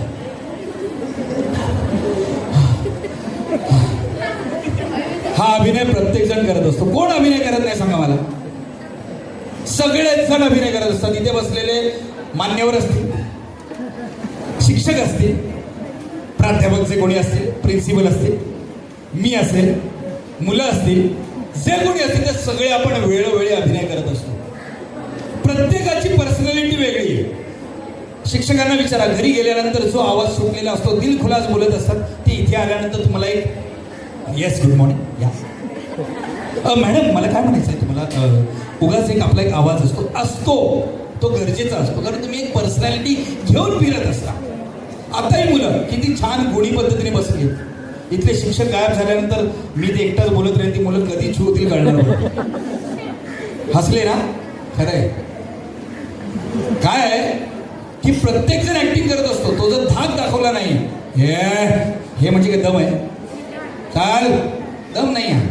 उगाच आपलं दाखवणं आहे आणि समोरच्याने स्वीकारणं आहे. हो मॅडम, हो मॅडम. अभिनय, प्रत्येक जण आपण सगळे अभिनय करतो. मला एवढंच म्हणायचं आहे, आज रील स्टार नावाचा काही प्रकार आलेला आहे, किंवा प्रत्येकाला स्टार काय म्हणतात मला माहीत नाही, पण आहेत ते रील स्टार आहेत. कोणी काय अगोदर होतं ते जे बंद झालं, TikTok star, so called star आहेत सगळे. तर हे कसे कसे, अरे मला तुमचं कौतुक करायचं, मी कौतुक करत होतो, तुम्ही कुठे होतात कळलं नाही. बसा बसा. तर या सगळ्यांच्या याच्यातून तुम्हाला लक्षात आलं का, आज आपल्या वागणुकीला फार महत्व आहे. तुम्ही स्वतःला प्रेझेंट करणं गरजेचं. तुम्ही स्वतःला कसं प्रेझेंट करता त्याला फार महत्व आलंय. आज तुम्ही तिथे त्या खुर्चीवर बसलाय, पण ज्या दिवशी तुम्ही या शाळेच्या छताच्या बाहेर जाल, 10वी होईल, 10वी झाल्यानंतर 11वी 12वी पुढे तुमचं जे काही शिकाल, ज्या दिवशी तुम्ही कॉर्पोरेट लाईफमध्ये पाऊल ठेवाल, त्या दिवशी तुम्ही कसे वागताय, कसे बोलताय, कसे चालतायत, यावर तुमचं व्यक्तिमत्व ठरणार आहे. आणि व्यक्तिमत्व तुमचं आवडणार की नाही आवडणार हे तुमचा स्वभाव ठरवणार आहे. त्यासाठी आजपासून तुम्हाला स्वतःच्या स्वभावावर काम करावं लागेल, की मला बाहेर गेल्यानंतर कसं वागायचं आहे, मला घरी कसं वागायचं आहे. प्रत्येकाचं ठरलं पाहिजे, मी स्वतःला कसा रिप्रेझेंट करेन. आलं लक्षात मी काय बोलतोय ते?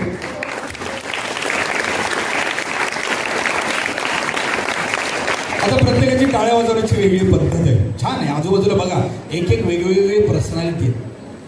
छान व्यक्तिमत्व. कोण असं वाजवत आहे? कोण? काही मुलींचा तर आवाज स्वतःला पोचत नाही. तर आपण सगळ्यात महत्त्वाचं, मी तो मुद्दा कनेक्ट करतो, ज्यांनी हे नाटक केलं तुम्ही खूप छान जाऊन बाहेर परफॉर्मन्स चांगला गेलेला आहे, माझ्या कानावरती आलेला आहे. बाहेरून मला ती गोष्ट समजली की तुम्ही खूप छान सादरीकरण केलं आहे. रिझल्ट काही असू तो येईल, निकाल लागेलच, पण तुम्ही पुण्याला जाऊन सादरीकरण केलं. पुण्यासारख्या ठिकाणी जाऊन तुम्ही जेव्हा त्या संघाबरोबर लढत देता, तेव्हा तुम्ही खूप चांगल्या ठिकाणी जाऊन काम केलेलं आहे. आणि शेपूट राहिल्यासारखी गोष्ट तुम्ही पोचवलेली आहे. ज्या दिवशी ही मुलं ती गोष्ट बघतील त्यांना कळेल की ते साधं सुद्धा नाटक नाही आहे जे गॅदरिंगला आपण करतो, त्याच्यापेक्षा काही पटीने तुम्ही जाऊन मेहनत केली आहे. मी त्या माकडासाठी विशेष टाळ्या वाजवायला म्हणेल. कुठे तो माकड? हे काम करणं इतकं सोपं नाही. हा तुम्हाला वाटत असेल ना, तुम्हाला आता इथे एवढ्याशा उड्या दिसल्या असतील, मी व्यावसायिक रंगभूमीवर काम करतो, दमछाक होते दमछाक. हे काम करणं इतकं सोपं नाही आहे. ह्याच्यासाठी प्रचंड एनर्जी घेऊन उभं राहावं लागतं. आणि आत्तापर्यंत माकडाने जिथे जिथे पुरस्कार जिथे ते काम केले तिथे तिथे प्रथम पुरस्काराचा मानकरी ठरला. लोकांना खूप आवडलेला आहे. मी याच्यासाठी स्पेशल टाळ्या वाजवा म्हणून जोरदार टाळ्या.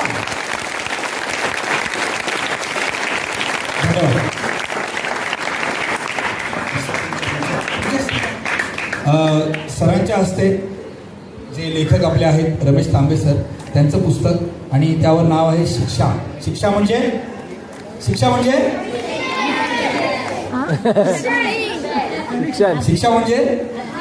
अभ्यास. बघा, ज्याचा त्याचा दृष्टिकोन. काही जण म्हणतात शिक्षा म्हणजे पनिशमेंट, काही जण म्हणतात शिक्षा म्हणजे अभ्यास. ज्याचा त्याचा दृष्टिकोन. जरा जोरदार टाळ्या होते.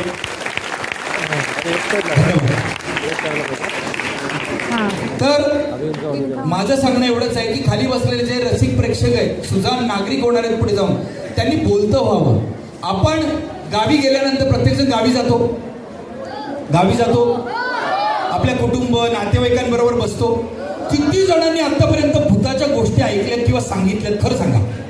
भूताच्या गोष्टी आपण सांगतो ना गावी बसल्यानंतर, सगळे एकत्र बसतो, सांग. आता श्रद्धा अंधश्रद्धा सोडून द्या, हात खाली करा. धन्यवाद. श्रद्धा अंधश्रद्धा या गोष्टी वेगळ्या आहेत, पण ती गोष्ट सांगताना आपण किती रमून जातो, किती रमतो आपण त्यात. रमतो की नाही रमत? ती गोष्ट आतून आलेली असते, लोकांना आवडणारी असते. अशा गोष्टी आपल्याला सांगितल्या पाहिजेत. म्हणजे भूताच्या नाही, तर ती सांगण्याची पद्धत असते. त्यात काय आवडतं लोकांना? त्यांनी न बघितलेली गोष्ट. त्यांनी भूत बघितलंच नाहीये. भूत कधी बघितलंय? आपण एवढ्या सगळ्या भूताच्या गोष्टी सांगितल्या. एकाने तरी भूत पाहिलं? मला हात वर करून सांगा. पाहिलं कोणी भूत? फार परत सकाळी उठल्यावर आरशासमोर गेल्यानंतर थोडंफार आपल्या वाटत एखादं भूत मी पाहिलं. त्याच्या पलीकडे भूत कोणी पाहिलं का? तरी भूत पाहिलं नाही. भूत पाहिलेला एक माणूस अस्तित्वात नाहीये, तरी भूत ही गोष्ट किंवा संकल्पना आपल्याला किती गुंतवून ठेवते तिथे. कारण त्यामध्ये आपल्या कल्पनाशक्तीला प्रचंड वाव असतो. मी पाहिलेलं भूत तुझ्यापेक्षा वेगळं आहे. समोर काय बोलतो? मग 3 तोंडाची बाई. 3 तोंडाची बाई, किती विचारशक्ती बदलते बघा. 3 तोंड, एका तोंडाची बाई बोलायला लागल्यानंतर ऐकत नाही. 3 तोंडाची बाई, बापरे. म्हणजे आमच्या वेळेस एक गोष्ट सारखी सगळी मुलं सांगतात. गोष्ट कशी असते सांगतो तुम्हाला. एक लहान मुलगा येतो, एवढासा असतो. तो घराजवळ येतो, दरवाजा उघडायचा नाही, दरवाजा वाजवणार तो, दरवाजा उघडायचा नाही का? मग तो पाणी मागतो. बरं, मग अरे तो पाणी मागायला सांगितलं, पाणी घेतो, पाणी पितो. आणि मग जेव्हा ती बाई किंवा तो माणूस जेव्हा ग्लास ठेवला आतमध्ये जातो, तेव्हा तो मुलगा मोठा झालेला असतो, उंच 8 फूट. काय कल्पनाशक्ती! खरंच काय ह्याच्यातलं अंधश्रद्धा सोडून कल्पनाशक्ती बघा ना.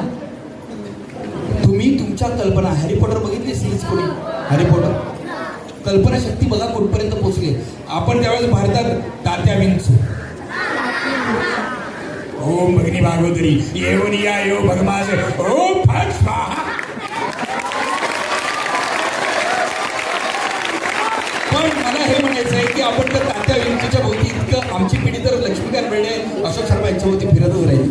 पण तो तात्या विंचू आपल्या मनावर राज्य करत होता. आणि तिकडे हॅरी पॉटर सारखी सिरीज भारत सोडून जगभरात सगळीकडे अशी उंचावर उडत होती. काय त्यांच्या संकल्पना आहेत, जबरदस्त संकल्पना आहेत. मी तुम्हाला सांगतो, जे तुम्हाला सुचेल 2 ओळी तर 2 ओळी लिहित जा. शिक्षकांना येऊन भेटत जा, सांगत जा आम्ही 2 ओळी लिहिल्या आहेत, हा विनोद मी लिहिलेला आहे, ही गोष्ट मी लिहिलेली आहे. त्याच्यातून नवीन गोष्टी आकार घेतल्या तुम्हाला कळणार पण नाही की 2005 साली हे जे माकडचाळीचे नाटक शिरपूट राहिलं, 2005 साली मी लिहून ठेवलं होतं, ते असंच राहिलं होतं. 2008-9 लिहिलं माझ्यासाठी होतं, तेव्हा मी 12वीला होतो. 2008-9ला मी ते गाणं बघितलं, कोंबडी पळाली तगडी धरून. त्याच्यामध्ये एक लहान मुलगा त्या पिक्चरमध्ये काम केलंय, जो तो टोपली उचलतो, भरत जातो, बाहेर येतो. तर तो जो मुलगा तेव्हा माझ्याकडे होता, मग त्याने ते काम केलं. मग पुढे जाऊन अजून अनेक लोकांनी कामं केली, अनेक मुलांनी कामं केली, त्यांना बक्षीस मिळालं. ती गोष्ट मी माझ्यासाठी लिहिली होती. ती गोष्ट यायला 2005 पासून 25 उजाडावं लागलं. 2025 साली मी त्यात काम करतोय, जे 2020 साली करायला पाहिजे होतं. ती गोष्ट कधी तुमच्या कामी येईल सांगता येत नाही. आणि गोष्टी रचताना त्यातल्या म्हणजे होतात सुरुवात म्हणते, मला वाटतं सर चांगले सांगतील, कारण सरांची पुस्तकं इथे तुम्ही भेट म्हणून घेतायत. घरी जाऊन वाचा, ती घरी जाऊन दाखवू नका, फक्त मला मिळालंय, जाऊन वाचा. आणि त्यांना तिथे नंबर असेल तर मेसेज करा, फोन करा, सर मला ही गोष्ट आवडली, काय वाटलं ही गोष्ट लिहिताना तुम्हाला, तुम्ही काय विचार केला हे विचारा, तेव्हा चांगलं वाटतं. त्यात पुस्तक दिलं पण एकही कॉल जर आला नाही ना परत, किंवा तिथून ऐकायला आलं नाही ना की छान वाटली काय वाटलं, तर खूप वाईट वाटतं आम्हाला कलाकारांना. आणि सगळ्यांचीच गोष्ट आहे, कारण जे इथे उभे राहिलेल्या मुलांना असं वाटलं ना, अरे मला टाळ्याच नाही वाजवल्या, तर त्याचे 2 दिवस खराब जातात. बरोबर आहे की नाही? तर महत्वाची गोष्ट आहे की ती पोहोचवा तुम्ही. तर गोष्ट ही लिहित असताना तुम्ही त्याचा सुरुवात मध्य शेवट कसा असावा. सुरुवात म्हणजे काय, स्टार्ट. मध्य मी इंग्लिशमध्ये सांगतो, जाणून बुजून काही जणांना कळत नाही. मध्य म्हणजे काय, मिडल. आणि शेवट, एंड. याचा विचार करावा लागतो. गोष्ट कुठे संपते, गोष्ट कुठे मध्ये होतं आणि गोष्ट सुरुवात कशी होते. तुम्ही ती गोष्ट ऐकली, चल रे भोपळ्या टुनुक टुनुक, किती जणांनी ऐकले? सगळ्यांना माहिती का? हे मागचे जे ना, मागचे ते या शाळेतलेच नाहीत मला वाटतं, त्यांचा हाताच वर नसतो. मागचे विद्यार्थी झोपले. हॅलो, आहेत का, जागेत का? जरा जरा बघा, जरा जागेत का ते सगळे? सगळ्यांनी उभे राहा, आहे त्या जागेवर. A to Z सगळे उभे राहा. काय उभे राहिले तू, वा काय उत्साह आहे, अप्रतिम. बसा. काय बसले तू, उत्तम. बस बस मित्रा, मोडशील. हा हडा मोडता मोडता. उभे राहा, उभे राहा. मराठी कळत नाही का? बसा. त्याला घेऊन या, त्याला घेऊन. त्या तुमच्या बाजूला जो कोणी आहे तो हाडा मोडतो, त्याला पुढे आणा, पुढे आणा. पुढे येस येस, टीका लावलेला. ये पुढे पुढे पुढे. अरे कलेला वाव दिला पाहिजे. आता हाडं मोडण्याचं प्रात्यक्षिक बघूया. या पुढे या या या या. कसं असतं, प्रत्येक ठिकाणी कलाकार फुलवला पाहिजे. पुढे जाऊन जिम्नॅस्टिक बनेल, जिम्नॅस्टिक काहीतरी करेल आंतरराष्ट्रीय स्तरावर. या पुढे या, आपण प्रात्यक्षिक बघूया. कुठली गोष्ट मला एकच कळतं की मी रंगमंचावर गेल्यानंतर कुठलाही रसिक प्रेक्षक सोडत नाही. उत्तम पद्धतीने आपल्याला तो हाडं मोडण्याची कला दाखवण्याचा. जरा जोरदार टाळ्या होत्या त्याच्यासाठी. खुर्ची द्या त्यांना इथे, जरा जा खुर्ची घेऊ, खुर्ची घ्या, बसा इथे. आता आपण एक परफॉर्मन्स पाहणार आहोत, सुंदर अप्रतिम असा परफॉर्मन्स. द्या, बसा. आता मी उभं राहा म्हटल्यानंतर हा उभं राहणार आहे, मी बसा म्हटल्यानंतर बसणार आहे. त्याच्यामध्ये तो प्रात्यक्षिक दाखवण्याचे दोनदा दाखव. ओके, मी नाही बोलणार, तुम्ही ऑर्डर द्यायची. सुरुवात.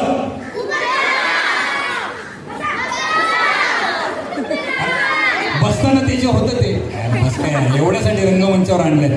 प्लीज प्लीज प्लीज, आपल्या बघायचं नाही सगळ्यांना. हा हाडाचा कलाकार आहे, हाडाचा. त्याच्यामुळे जरा जोरदार त्याच्यासाठी टाळ्या द्या. तशी तो करणार नाहीये, सासूचं काम नाही. बसा. हा ऑर्डर ऑर्डर.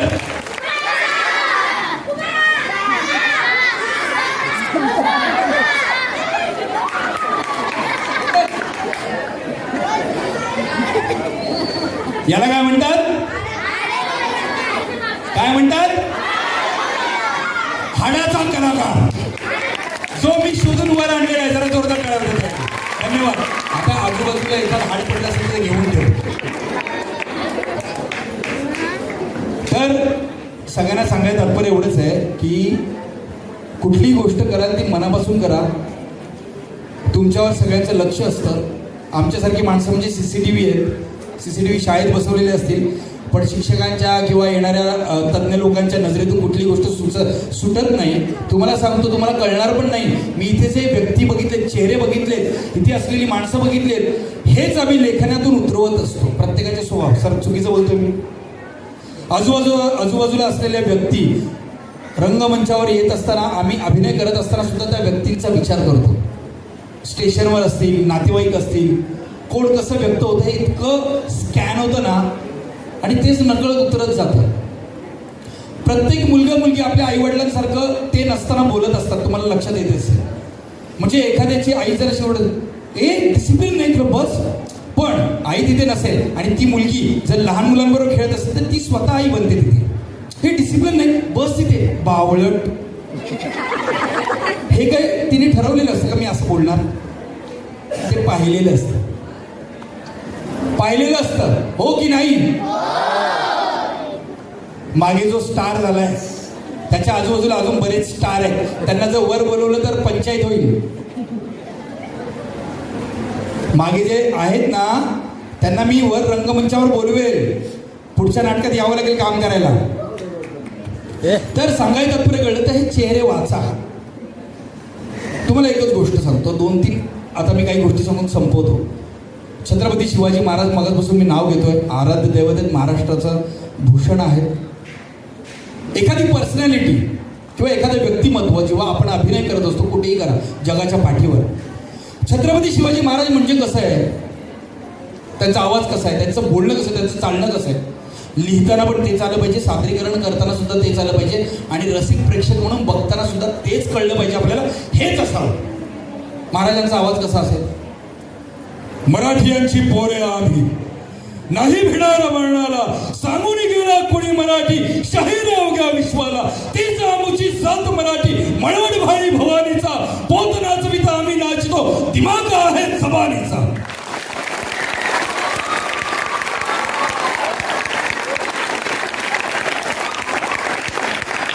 आवाज काळजाला भिडतो तेव्हा नेतृत्व आपण मान्य करतो. राजा, छत्रपती, उगाच कोणाला नावं नाही दिली जात.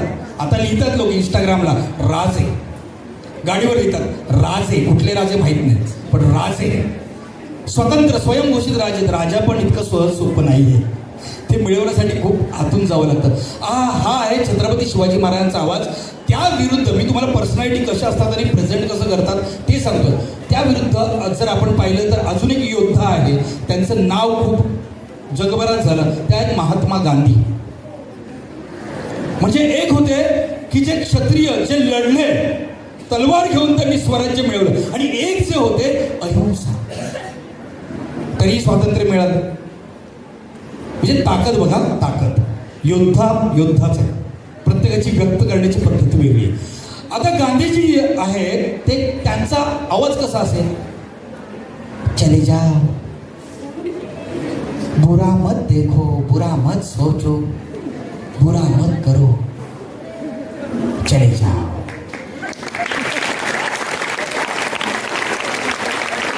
मेरे भारतवासियों, या आवाजात त्यांनी लढा दिला.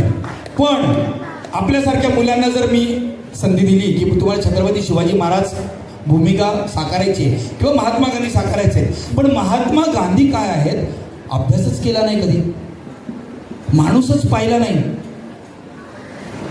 महात्मा गांधींचे कपडे काय होते?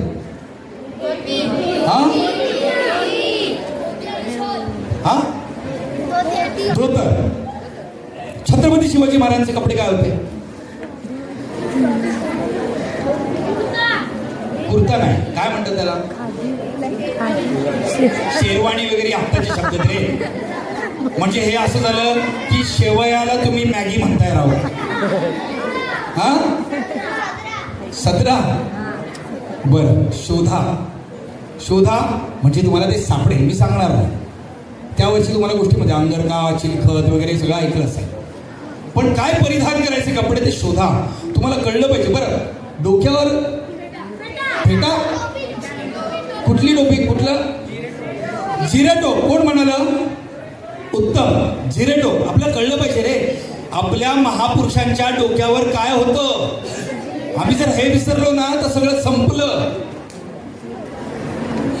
तर छत्रपती शिवाजी महाराज तुम्हाला भूमिका साकारायची आणि महात्मा गांधी साकारायचे, तर त्यांचे आवाज तुम्हाला कळले पाहिजे. त्यांचा आवाज, त्यांची चाल, त्यांची ढब, त्यांची बोलणी, त्यांचं वावरणं, त्यांचं जे दुश्मनांशी बोलणं, त्यांचं आप्तस्वकीयांशी बोलणं, हे सगळं कळलं पाहिजे. ज्या दिवशी तुम्हाला ते कळायला लागेल तेव्हा तुम्ही उत्तम पद्धतीने ती भूमिका साकाराल. जर आता तुम्हाला एक प्रसंग माहिती आहे, छत्रपती शिवाजी महाराज आणि अफजल खान ही भेट सगळ्यांना माहिती की नाही? अफजल खान कोण होते?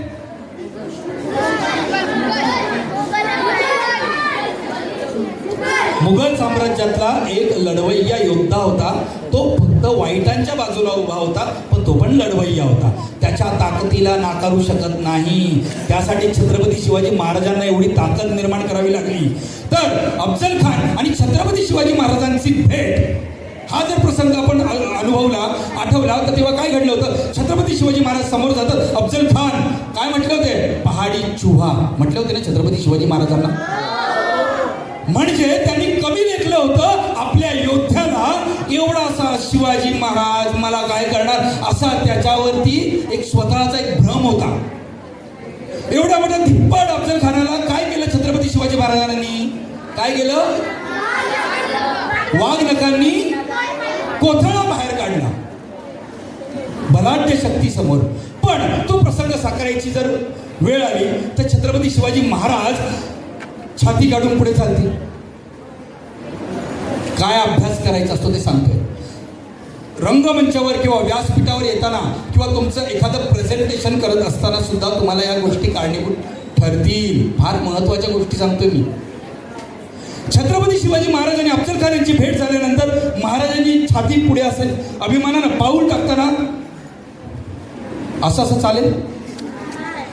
ज्याच्या चालण्यामध्ये ताकद आहे तिथूनच खरा योद्धा सुरुवात होते. तुम्ही क्रिकेट बघत असाल, क्रिकेटमध्ये पहिल्यांदा सेहवाग सचिन तेंडुलकर जेव्हा उभे राहतात आणि पहिला सिक्स मारतात ना, त्यांच्या बॉडी लँग्वेजवरून कळतं की आज मॅच आपण जिंकणार. कळतं की नाही कळत? विराट कोहली असेल कोणी असेल कळायला लागतं की आज सॉलिड आहे तुमच्या उभं राहण्यात. पण जेव्हा सादरीकरणाला तुम्ही येता, सादरीकरणाला जेव्हा तुमचा आत्मविश्वास गमावलेली तुम्ही लोक उभे राहू असं जर उभे राहिलात तर काय करणार, काय होणार? काहीच नाही. छत्रपती शिवाजी महाराज जर समोर आले तर ते अफजल खानाला काय बोलतील? अफजल खान धिप्पाड, त्याच्या समोर महाराज उभे राहिल्यामुळे अफजल खान आमच्या मुलखावर स्वारी केली असा काहीतरी आवाज असेल की नाही? पण जर छत्रपती शिवाजी महाराज अफजल खानासमोर गेले, तुम्ही प्रेझेंट करताय छत्रपती शिवाजी महाराजांना. आवाज, बोलणं, देहबोली, डोळे, आवाजातील कंपन याचा विचार न करता जर तुम्ही छत्रपती शिवाजी महाराज साकारायला गेला, तुम्ही समोर गेला, अफजल खान तुमच्या नादाला लागू नका, कुत्रा लागून हातात वाटतं. स्वीकारू आपण छत्रपती शिवाजी महाराजांना? मला छोट्या छोट्या गोष्टी सांगायच्या आहेत की तुम्हाला स्वतःला वेगळ्या ठिकाणी घेऊन जाण्यासाठी किती अभ्यासपूर्ण काम करावं लागेल.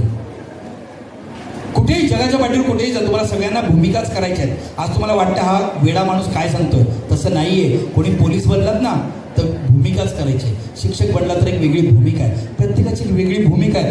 राजकारणी झाले तर अजूनच वेगवेगळ्या विविध भूमिका आहेत. म्हणजे प्रत्येकाला भूमिका करायची. छत्रपती शिवाजी महाराज तिकडे अफजल खानासमोर जातात आणि असं जर बोलले तर कोथळा कोणी कोणाचा काढून दिला असता, उलट झाला असता. तेच महात्मा गांधी तुम्हाला भूमिका दिली. महात्मा गांधी जर प्रेमाने बोलतात चले जाओ, मला सांगा महात्मा गांधींना राग आलाच नाही असं किती जणांना वाटतं की महात्मा गांधींना रागच येत नव्हता कधी? आपल्याला सांगितलं जातं ना हिंसा करू नये. महात्मा गांधींना राग येत होता की नव्हता? हो, राकेश होते ते काय लगेच पलटले काय? कसं काय राग आला त्यांना? नाही, नव्हतं. किती जणांना वाटतं राग येत होता? त्याने उत्तर द्यायचं. राग कोणाला वाटतं येत होता? महात्मा गांधींना. कोणी हात वर करा. येत होता. हात वर केलाय की हात वर झालाय? राग येत होता की नव्हता? होता की नव्हता? मला आवाज पाहिजे.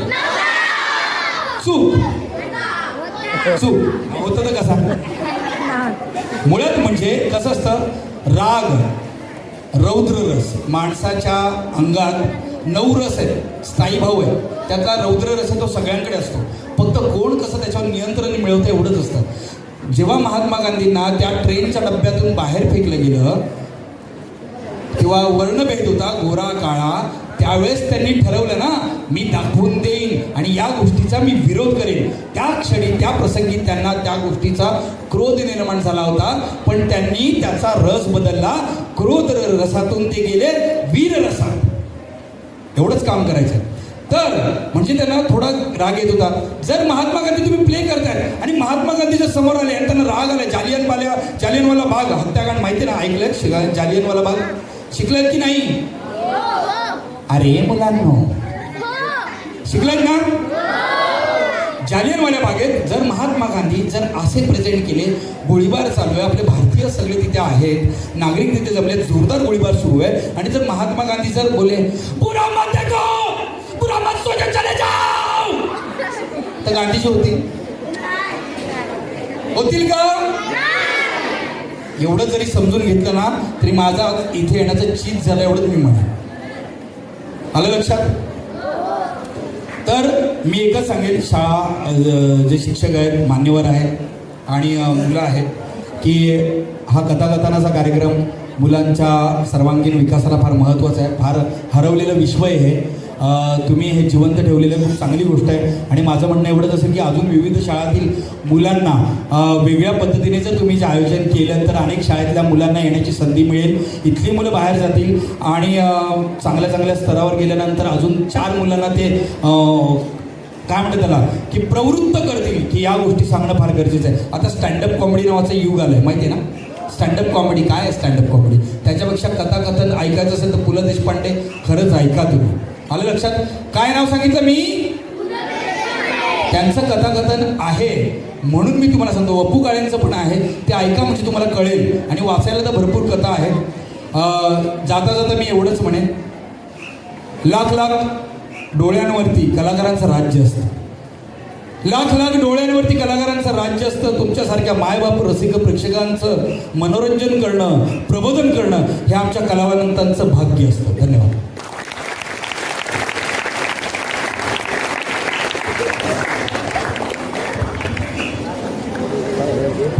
केले सर, आम्हाला माहिती नव्हते की तुम्ही इतकी छान मेमिक्री सुद्धा सादर करतात.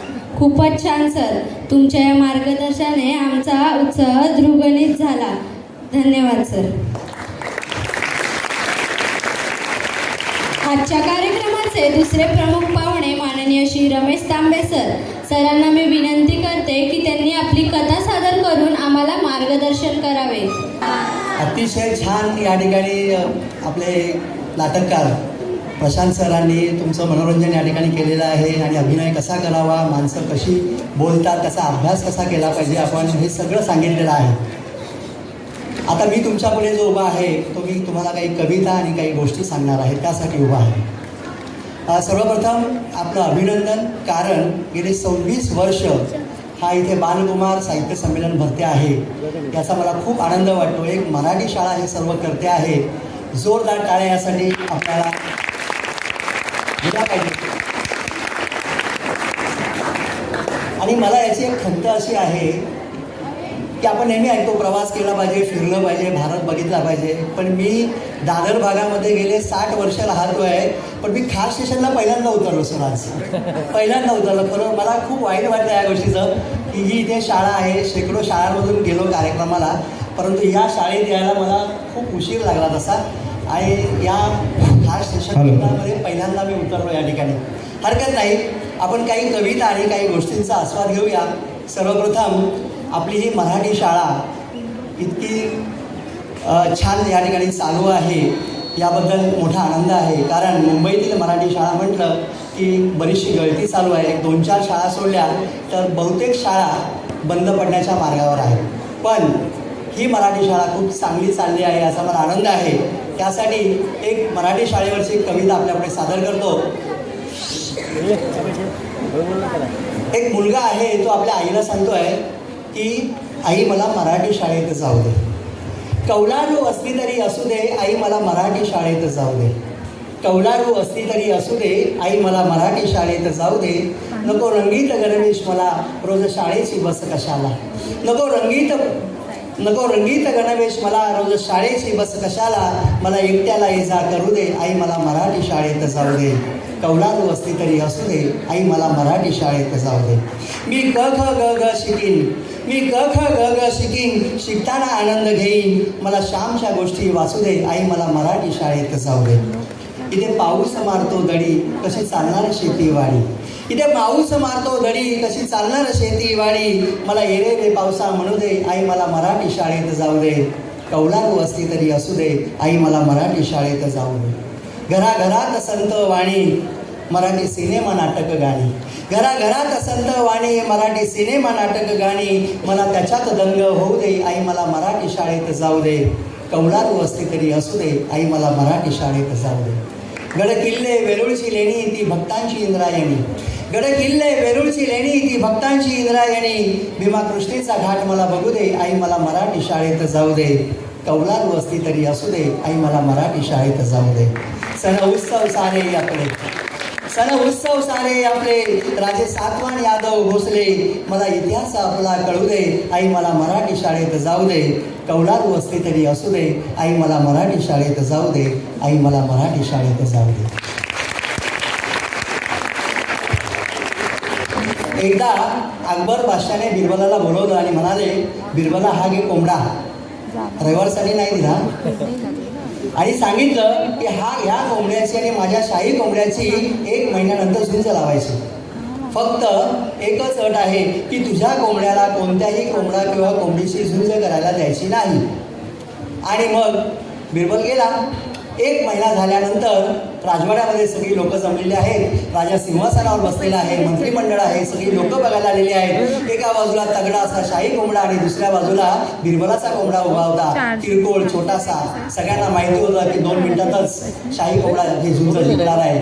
पण मित्रांनो, होतं असं की बिरबलाच्या कोंबड्याने शाही कोंबड्यावर अशी काही झेप घेतली आणि मोक्याच्या ठिकाणी त्याला चोची मारू लागला. 2 मिनिटात त्याला रक्तबंबाळ करून टाकलं आणि शाही कोंबडा गर्दीतून कशी कशी वाट करत पळून गेला. सगळ्याकडे हल्लं पळून माजला की शाही कोंबडा हल्ला, शाही कोंबडा हल्ला. राजाला सुद्धा आश्चर्य वाटलं, बिरबला तुझा कोंबडा कसा जिंकला? तुला मी सांगितलं होतं की तुझ्या कोंबड्याला कोणत्याही कोंबडा किंवा कोंबडीशी सराव करायला द्यायचा नाही, प्रॅक्टिस करायला द्यायची नाही. बिरबल म्हणाला, हो मी तेच केलं. कोंबडा घेतला आणि एका खोलीमध्ये त्याला बंद करून ठेवलं. खिडकीमधून दाणे आणि पाणी देत होतो. परंतु मी एकच गोष्ट केली की ज्या खोलीत त्याला बंद केलं होतं तिकडे मी सगळीकडे आरसे लावले होते आणि त्या आरशात त्याला स्वतःचं प्रतिबिंब दिसायचं. त्या प्रतिबिंबातल्या कोंबड्याबरोबर इतका झुंज खेळायचा की रक्तबंबाळ होईपर्यंत. मित्रांनो, गोष्ट आपल्याला हेच सांगते की ज्याची झुंज स्वतःशी त्याला जगात कोणीच हरवू शकत नाही, कोणीच हरवू शकत. आपल्याला बऱ्याचदा सवय असते की वर्गामध्ये ही मुलगी पहिली येते, तो मुलगा पहिला येतो, मला त्याच्यासारखं बनायचं आहे, याच्यासारखं बनायचं आहे. मित्रांनो, असं कधीच करायचं नाही. मी गेल्या वर्षी कुठे होतो, मी किती पुस्तकं वाचली, किती प्रवास केला, किती फिरलो, किती माणसांना भेटलो आणि आता मी पुढे काय करणार आहे, असं जर तुम्ही स्वतःची स्पर्धा लावली तर या जगात तुमचा हात कोणी धरू शकणार नाही, एवढे तुम्ही उंच जाल.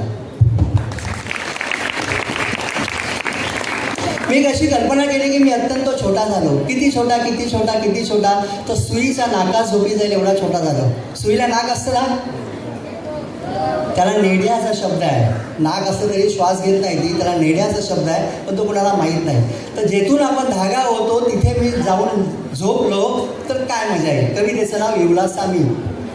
किती मजेचे घडले जेव्हा इवलासा मी झालो, नाकात सुईच्या मी बिंदास झोपी गेलो. किती मजेचे घडले जेव्हा इवलासा मी झालो, नाकात सुईच्या मी बिंदास झोपी गेलो. मुंग्यांचा हात धरुणी वारुळात मी फिरलो, मुंग्यांचा हात धरुणी वारुळात मी फिरलो. लाल मुंग्यांच्या राणीला एक अर्ज देऊन आलो. काय अर्ज दिलाय? लाल मुंग्या सावतात ते आपले सावायचं नाही म्हणून. लाल मुंग्यांच्या राणीला एक अर्ज देऊन आलो. किती मजेचे घडले जेव्हा इवलासा मी झालो, नाकात सुईच्या मी बिंदास झोपी गेलो. इवल्याशा त्या छिद्रामधुनी कलिंगडात मी शिरलो, इवल्याशा त्या छिद्रामधुनी कलिंगडात मी शिरलो. आतले सारे फस करुणी मी एसीत बसलो. किती मजेचे घडले जेव्हा इवलासा मी झालो, नाकात सुईच्या मी बिंदास झोपी गेलो. पतंगाला पकडून मी निळ्या आभाळी गेलो, पतंगाला पकडून मी निळ्या आभाळी गेलो. भोग पाडून ढगाला मी गोड पाणी प्यालो. किती मजेचे घडले जेव्हा इवलासा मी झालो, नाकात सुईच्या मी बिंदास झोपी गेलो. स्वार होऊनी सिंहावरती मी जंगल सारे फिरलो, स्वार होऊनी सिंहावरती मी जंगल सारे फिरलो. पाणी पिणाऱ्या वाघाच्या मी मिशाच कापून आलो. किती मजेचे घडले जेव्हा इवलासा मी झालो, नाकात सुईच्या मी बिंदास झोपी गेलो. खेळत असता पकडा पकडी दप्तरात मी लपलो. तुम्ही कुठे बेंच खाली लपता ना, इथे झाडं पण नाही आहेत. खेळत असता पकडा पकडी दप्तरात मी लपलो. पेटीवरती बसून सरांच्या मी सुंदर गाणी शिकलो. किती मजेचे घडले जेव्हा इवलासा मी झालो, नाकात सुईच्या मी बिंदास झोपी गेलो. सांडलेल्या दुधात मी बुडता वाचलो, सांडलेल्या दुधात मी बुडता वाचलो. दूध चाटण्या मांजर येता, दूध चाटण्या मांजर येता, तिच्या मिशांनात लटकलो. किती मजेचे घडले जेव्हा इवलासा मी झालो, नाकात सुईच्या मी बिंदास झोपी गेलो, नाकात सुईच्या मी बिंदास झोपी.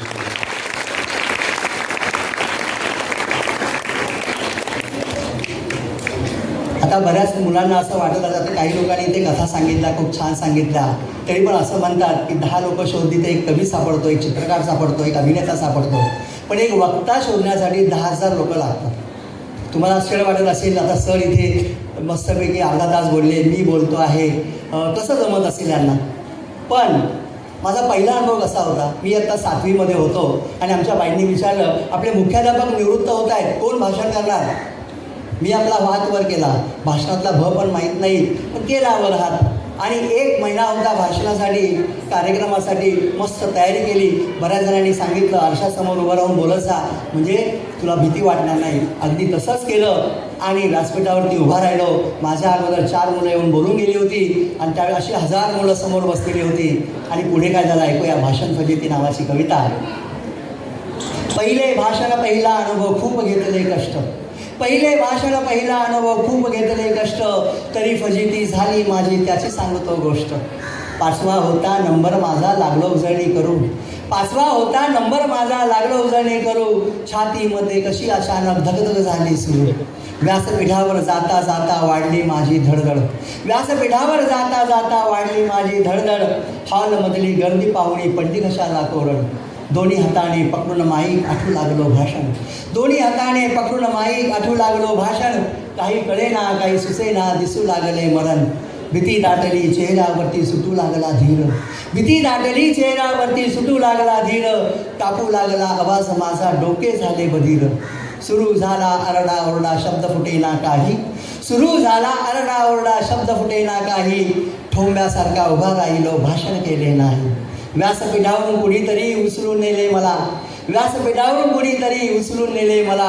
जरी फजिती झाली तेव्हा आज आवडे भाषण कला, आज आवडे भाषण कला.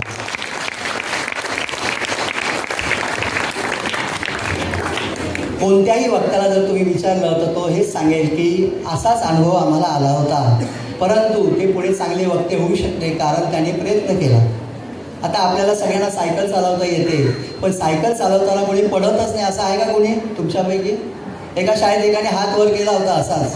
मी त्याला विचारलं पण तू कसा नाही पडलास? नाही सर पाठीमागे 3 चाकं होती ना. पण एखादी गोष्ट आपण वारंवार करत राहिलो त्यालाच सराव असं म्हणतात आणि त्यालाच अभ्यास असं म्हणतात. ते आपण प्रयत्न त्याचा सोडत नाही म्हणून आपल्याला ती गोष्ट येते. म्हणून आपण एक विद्यार्थी म्हणून आपल्याला सगळ्या गोष्टी आल्या पाहिजेत. आपल्याला बोलता आलं पाहिजे, आपल्याला नाटकात काम करता आलं पाहिजे, आपल्याला अभिनय करता आला पाहिजे, आपल्याला लिहिता आलं पाहिजे, अभ्यासात पण आपण हुशार असलं पाहिजे. कारण बाहेर पडल्यानंतर तुमच्यासमोर काय वाढून ठेवलेलं असेल आपल्याला माहीत नाही, काय नेमकं येणार, कोणतं क्षेत्र येणार आहे त्याची तयारी आपल्याला इथे पाहिजे. बघा कोणत्याही शाळेमध्ये गेलं की सरस्वतीचं पूजन होतं ना सरस्वतीचं, आणि गणपतीचं काय नाही होत. गणपती पण देवाची विद्येची देवता आहे, पण गणपतीचं पूजन होत नाही. हा फरक आहे याच्यामध्ये की या जगामध्ये जे काही ज्ञान भरलेलं आहे त्याची देवता आहे गणपती, आणि या जगामध्ये जे काही ज्ञान भरलेलं आहे ते कसं वापरायचं याची देवता आहे सरस्वती. आणि शाळेमध्ये येऊन आपण काय शिकतो? थोडंसं गणित शिकतो, थोडीशी भाषा शिकतो, थोडंसं इतिहास शिकतो, भूगोल शिकतो, विज्ञान शिकतो. कारण खरं ज्ञान जगामध्ये आहे, तिकडे आपल्याला घ्यायचं आहे आणि मग आपलं जीवन आपण पुढे चालवायचं आहे चांगल्या पद्धतीने. पण अनेकांना वाटतं शाळा कॉलेज संपलं की आपलं शिक्षण संपलं, पण तसं नसतं. एका जोरदार टाळ्या वाजल्या आपण. तसं तुमच्या वर्गाला खिडक्या आहेत ना इकडे, तर माझ्या शाळेच्या वर्गाला सुद्धा खिडक्या होत्या. त्या खिडकीने मला काय दिलं आपण ऐकूया. खिडकी नावाची एक कविता. वर्गामधली एक खिडकी मला खूप खूप आवडायची, वर्गामधली एक खिडकी मला खूप खूप आवडायची. तिथे बसून रोज मला ती जग सारं दाखवायची. भली मोठी होती खिडकी आकाश सारं दिसायचं, भली मोठी होती खिडकी आकाश सारं दिसायचं. डोंगर झाडी बघता बघता भूगोल शिकून व्हायचं. रस्त्यावरून येता जाता फेरीवाले ओरडायचे, रस्त्यावरून येता जाता फेरीवाले ओरडायचे. शब्दामधले भाषेमधले फरक मला कळायचे. दूरवरच्या किल्ल्याचा बुरुज मला दिसायचा, दूरवरच्या किल्ल्याचा बुरुज मला दिसायचा. मग हिरकणीची गोष्ट आठवून सगळा इतिहास समोर यायचा. भर दुपारी झाडाखाली गाई गुरं जमायची, भर दुपारी झाडाखाली गाई गुरं जमायची. रवंथ करता करता ती मला प्राणीशास्त्र शिकवायची. खिडकीमधून एक दुकान रोज मला दिसायचं, खिडकीमधून एक दुकान रोज मला दिसायचं. लोक यायचे काही घ्यायचे, त्यातलं गणित मला कळायचं. संध्याकाळच्या वेळेला सगळं लालेला दिसायचं, संध्याकाळच्या वेळेला सगळं लालेला दिसायचं. मग रंगामध्ये भिजता भिजता मनात चित्र तयार व्हायचं. वर्गामधल्या जगानं जे काही मला शिकवलं, वर्गामधल्या जगानं जे काही मला शिकवलं ते खिडकी बाहेरच्या जगानं अंगात मजा मुरवलं, ते खिडकी बाहेरच्या जगानं अंगात मजा मुरवलं. खरं तर मी सुद्धा तुमच्यासारखाच मुंबईमध्ये शिकलो परेलला. आमच्या शाळेच्या वर्गाच्या खिडकीमधून पलीकडची बिल्डिंग आणि किचनमधून प्रेशर कुकरचे आवाज यायचे, त्या शिट्ट्या वाजायच्या. असं काही दिसत नव्हतं, पण ही खिडकी मला पुस्तकांनी उघडी करून दिली. पुस्तकांनी मला हे सांगितलं, हा अनुभव दिला. आता समजा तुम्हाला मी विचारलं ग्रंथालयात जाता का? हो जातो. गोष्टीची पुस्तकं वाचता का? हा वाचतो. अरे पण पुस्तकं आपल्याला काय देतात? पुस्तकं आपल्याला काही देत नाहीत. पुस्तकं तुमच्यामध्ये काय दडलेलं आहे शोधून काढण्याचं काम करतात. मला वयाच्या 30पर्यंत माहीत नव्हतं मी कवी लेखक होणार आहे ते. मी जेव्हा ग्रंथालयात गेलो, पुस्तकं वाचायला लागलो, तेव्हा समजलं की मला मराठी भाषा आवडते आहे, मला लिहायला आवडते, मला बोलायला आवडते, मला वाचायला आवडतं आहे. हे नंतर कळालं. तुम्हालासुद्धा तुमच्या आयुष्यात कोण बनायचं आहे, कारण या निसर्गाने प्रत्येकाला काहीतरी एक विशेष गोष्ट देऊन पाठवलेलं आहे. हे सांगण्याचं काम पुस्तकं करतात, म्हणून पुस्तकं वाचली पाहिजेत. असंच एक गोष्ट मला आठवते आहे की एक आजोबा मोठे मोठे ग्रंथ नेहमी वाचत बसायचे. त्यांचा एक मुलगा होता, नातू होता छोटा, राजू नावाचा. तो आजोबांना म्हणतो, आजोबा एवढे मोठे मोठे ग्रंथ तुम्ही वाचता, त्यातलं किती तुमच्या लक्षात राहतं आणि किती तुम्हाला ते कळतं? आजोबांनी काही उत्तर दिलं नाही, फक्त एकच म्हणाले, त्या कोपऱ्यामध्ये एक टोपली आहे, कोळसा भरलेला आहे, तो ओतून दे आणि नदीवर जाऊन पाणी आण. तो मुलगा गेला, सगळा कोळसा खाली गेला आणि काळी कुट्टर ती टोपली घेऊन नदीवरती गेला. कामट्यांनी विणलेली, बांबूंनी विणलेली ती टोपली नदीमध्ये बुडवली आणि परत बाहेर काढली तर सगळं पाणी गळून गेलं. 4-5 वेळा त्यांनी असं केलं, पण पाणी काही त्यामध्ये राहिलं नाही. तो आजोबांकडे परत आला आणि म्हणाला, आजोबा या टोपलीमध्ये काही पाणी राहत नाही आहे. आजोबा म्हणाले, प्रयत्न कर, धावत ये. मुलगा परत गेला, त्यांनी पाण्यामध्ये टोपली बुडवली आणि धावत सुटला. अर्ध्या वाटेपर्यंत पाणी गळून संपून गेलं. 5व्या प्रयत्नापर्यंत उंबरठ्यापर्यंत येईपर्यंत पाणी राहिलं होतं. तो खूप कंटाळा, त्याने सगळं ती टोपली फेकून दिली आणि म्हणाला, आजोबा मी काही या टोपलीमध्ये पाणी आणणार नाही आहे. आजोबा म्हणाले, मला पाणी नको आहे, तू इकडे ती टोपली घेऊन ये. टोपली समोर ठेवली आणि आजोबा पलीकडे बसले, तर राजू ह्या बाजूला बसलाय आणि म्हणाले, बाळा मला सांग, तू मगाशी टोपली घेऊन गेलास तेव्हा ती कशी होती? तो म्हणाला, आतून बाहेरून काळी कुट्ट होती. आणि आता कशी झाली आहे? आतून बाहेरून स्वच्छ झालेली आहे. मित्रांनो, चांगल्या पुस्तकांच्या आणि चांगल्या ग्रंथांच्या वाचनाने आपण सुद्धा असे नकळत स्वच्छ होत राहतो, निर्मळ होत राहतो, समृद्ध होत असतो आणि म्हणून पुस्तकं वाचली पाहिजे. मगाशी या मुलाला जे पुस्तक दिलं सगळं शिक्षा नावाचं, तर सगळ्यांना वाटलं की शिक्षा म्हणजे पनिशमेंट, तर तो शिक्षा हिंदीमधला झाला. हिंदीमध्ये पनिशमेंट म्हणतात त्याला, मराठीमध्ये शिक्षा.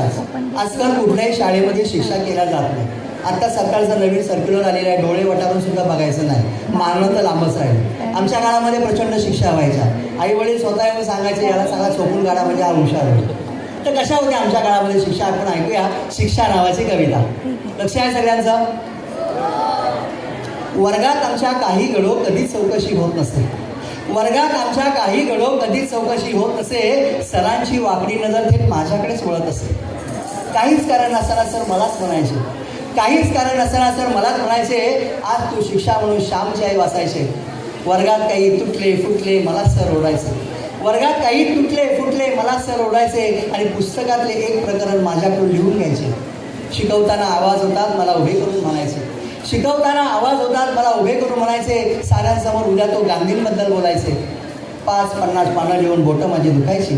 5-50 पानं लिहून बोटं माझी दुखायची आणि वर्गासमोर बोलताना फजिती मोठी व्हायची. वाचा, लिहा, पाठ करा अशी शिक्षा असायची. वाचा, लिहा, पाठ करा अशी शिक्षा असायची. माझ्याबद्दल दया क्षमा मनात त्यांच्या नसायची. सारी मुलं मला बघून उगाचच खुश व्हायची. सारी मुलं मला बघून उगाचच खुश व्हायची. रोज शिक्षा होते म्हणून किती हसायची. पण आज मला कळते आहे ते शिक्षा नव्हे शिक्षण होते. आता वेगवेगळ्या विषयांवर रोज माझे व्याख्यान असते. शिक्षेचे हलके फुलके घाव माझ्या मनावर पडत राहिले. शिक्षेचे हलके फुलके घाव माझ्या मनावर पडत राहिले. दगडामधल्या मूर्तीसारखे सजीवन माझे घडवत गेले.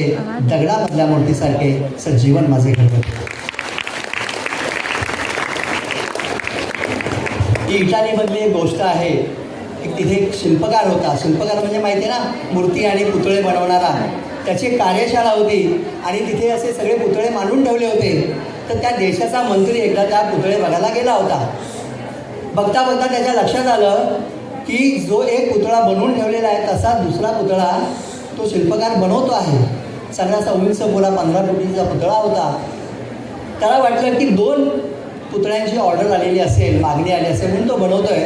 म्हणून त्याने पुतळ्याला बनवणाऱ्या मूर्तिकाराला विचारलं, काय रे बाबा तुला 2 पुतळे बनवायचे आहेत का?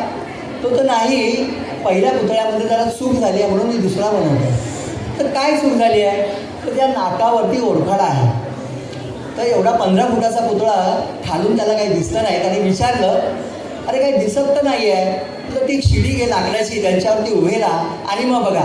आणि मग ते जो लाकडी घोडा असतो त्याच्यावरती तो मंत्री चढला आणि त्यांनी पाहिलं तर खरोखरच नाकावर एक सरा पडलेला होता. त्याला हसायला आलं. तो म्हणाला, सांग मला मूर्तिकाला, हा पुतळा कुठे बसवणार आहे? तो त्या रोममधल्या एका चौकामध्ये 20 फुटी चबुतरा आणि त्याच्यावरती 15 फुटी तो पुतळा बसवणार आहे. तो म्हणाला, अरे वेड्या, 35 फुटावरच्या नाकावरचा चरा कुणाला दिसणार आहे? तू कशाला नवीन पुतळा बनवतोयस? तर तेव्हा पुतळा बनवणारा तो मूर्तिकार काय म्हणाला माहिती आहे? सर, या पुतळ्याच्या नाकावर चरा नाही पडला आहे, माझ्या हृदयावर पडलेला आहे आणि म्हणून मी नवीन बनवतोय. माझं प्रत्येक काम उत्कृष्ट झालं पाहिजे, छान झालं पाहिजे, अप्रतिम झालं पाहिजे, यासाठी मी झटत असतो. आणि मित्रांनो, हाच शिल्पकार पुढे मायकल एंजेलो नावाचा जो प्रसिद्ध शिल्पकार होऊन गेला, तो हा माणूस. म्हणजे आपण सुद्धा आपलं कोणतंही काम असेल ते उत्कृष्ट झालं पाहिजे, अप्रतिम झालं पाहिजे, अशा पद्धतीने केलं तर खरोखरच आपण चांगलं नाव कमवू शकतो.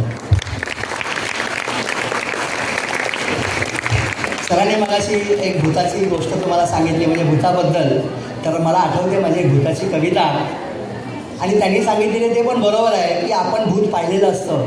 म्हणजे जरी बघितलं नसेल तर उद्या प्रयत्न करा, सकाळी 3:30ला उठायचं, मुलींनी केस मोकळे सोडायचे, मुलांनी असे विस्कटायचे आणि आरशासमोर उभं राहायचं, आपलं भूत आपल्यासारखं दिसतं. ऐकूया आपण भूत नावाची कविता. काल रात्री झाडावरती भूत मला दिसले, काल रात्री झाडावरती भूत मला दिसले, मला पाहुणी जोराने ते खदखदा हसले. काळे कपडे काळे तोंड हात होते खुरडे, खुरडे म्हणजे छोटेसे असं. काळे कपडे काळे तोंड हात होते खुरडे, त्या अंधारात मी पाहिले पाय त्याचे उलटे. लाल बुंद होते डोळे चोचीसारखे नाक, लाल बुंद होते डोळे चोचीसारखे नाक, तिडके होते दात त्याच्या पाठीला हो बाक. लटकत होती गळ्यात मुंडकी लोंबत होते कान, लटकत होती गळ्यात मुंडकी लोंबत होते कान. तरंगत होता जिल्ह्यासाठी तरुण तिरकी मान, आणि अचानक खुलटा हात झाला भरपूर लांब, आणि अचानक खुलटा हात झाला भरपूर लांब. धरले माझे केस त्याने घाबरलो मी जाम, धरले माझे केस त्याने घाबरलो मी जाम. रडू लागलो ढसाढसा मी धरून भूताचे पाय, रडू लागलो ढसाढसा मी धरून भूताचे पाय. मग ठोसा मारुनी दादा म्हणाला, नीट झोपरे करतोस काय, नीट झोपरे करतो काय.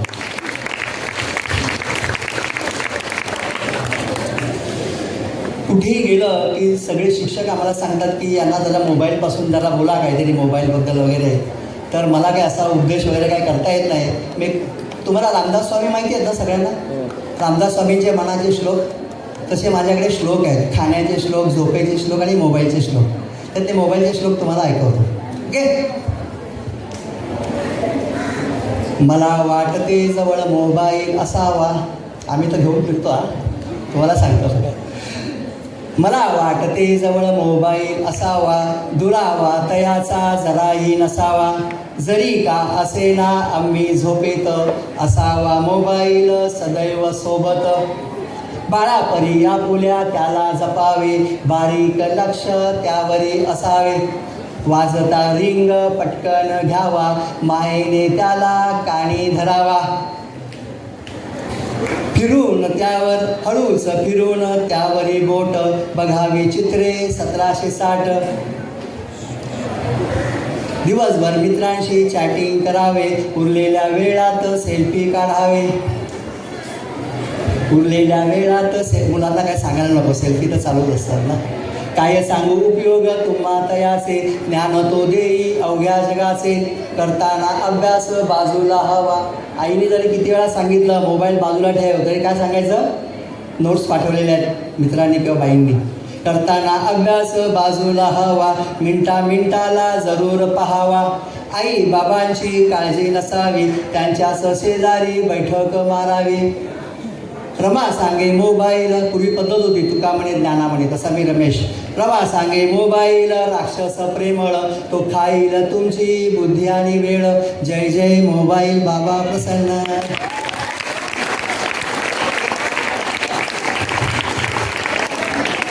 आता काही प्रश्न विचारतो तुम्हाला, त्याची उत्तरं द्यायची. बघा तुम्हाला येत आहेत का? कोबी पाहिलं? कोबी, कोबीच्या अंगावर खूप पानं असतात. का असतात? का असतात? आम्ही फक्त खाल्लाय ना कापून त्याला. पण टोमॅटो पाहिलाय? टोमॅटोचा रंग कसा असतो? का असतो? नाही माहिती. मुळा पाहिलाय? मुळाचा रंग कसा असतो? का असतो? का असतो? भोपळा पाहिला? भोपळा गोल गरगरीत असतो. का असतो? नाही माहिती. शेवग्याची शेंग पाहिली? शेवग्याची शेंग कशी असते? बारीक असते ना, अशी कडकी एकदम. का असते अशी? परत शेवगा आपलं कारलं खाल्लं कधी? कारल्याची चव कशी असते? का असते? नाही माहिती. बरं जाऊ द्या. हा की नाही एवढंच बोलायचं. मांजर खाल्लंय कधी? मांजर खोटं बोलायचं नाही. मार्गशीर्ष महिना, श्रावण, संकष्टी, सोमवार, मंगळवार सगळ्या दिवशी तुम्ही मांजर खाता. हां मांजर. अरे एक पण मांजर दिसलं नाही रस्त्याने येताना मला इकडे. मांजर भाजी कुठे? ऐकूया. गंमत आहे ही सगळी. भाज्यांची गंमत नावाची कविता, त्यातून याची उत्तरं तुम्हाला मिळतील चमत्कारिक. कोबीच्या भाजीला वाटते गार म्हणून घालते कपडे फार. टोमॅटो करतो मेकअप कडक म्हणून दिसतो लाल भडक. शेवग्याची शेंग केवढी कडकी पहिल्यापासून आहे लडकी. पांढरा शुभ्र कसा मुळा सारखी आंघोळ करतो खोळा. गोल गरगरीत काहो भोपळा रागाने तो फुगून बसला. कारल्याची चव कडू कशी औषध प्यायले भरून बशी. आणि पोटात त्याच्या असते मांजर तरी खाता तुम्ही गाजर. गाजरामध्ये एक सफेद भाग असतो ना, त्याला मांजर असं म्हणतात. मला सांगा मांजर खाल्लं ना सगळ्यांनी? Very good. टाळ्या वाजवा.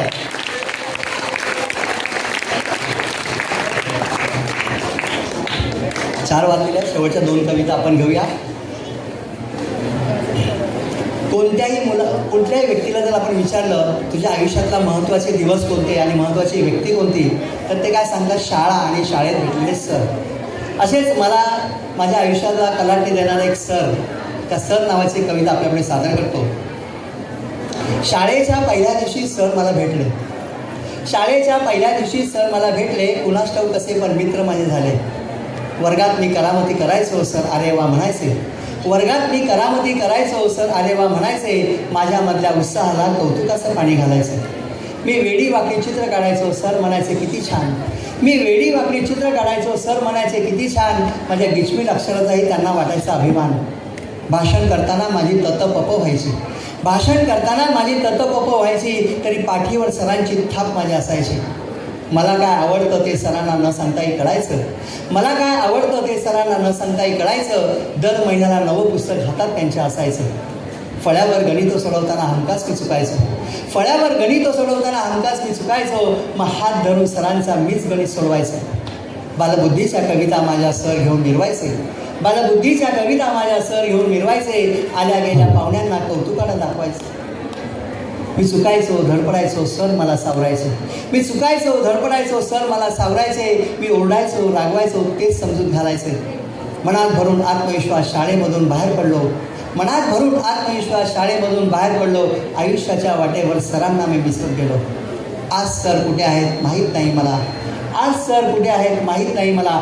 पण कौतुक करताना दुसऱ्याचं मीच सर दिसतो जगाला. मीच सर दिसतो जगाला.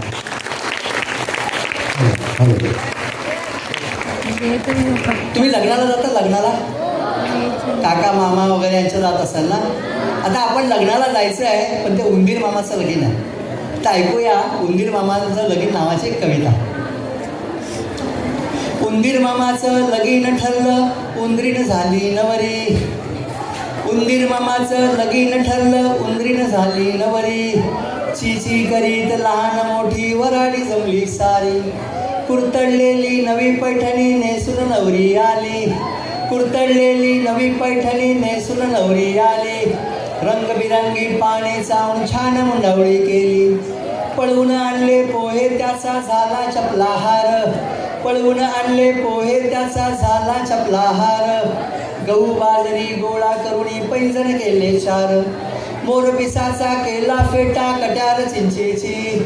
मोर पिसाचा केला फेटा कट्यार चिंचेची. धोत्रासाठी चूर्ण आणली लंगोटी बाळाची. पिठात लोण नवरदेव हा झाला गोरा पाण. काय करणार मेकअपवाले आली दिवसभर नवरीकडेच होती. मॅनेजर पीठ पिठात लोळून नवरदेव हा झाला गोरा पाण. विड्यासारखे त्याने धरले तोंडात पुस्तक पाण. सुंदर नवरी बघून त्याच्या गाली सडली लाली. सुंदर नवरी बघून त्याच्या गाली सडली लाली, नवरीची ही लाजून गेली हळूच नजर खाली. लट्टापट्टा चालू नवरीचा झाली संध्याकाळ, लट्टापट्टा चालू नवरीचा झाली संध्याकाळ.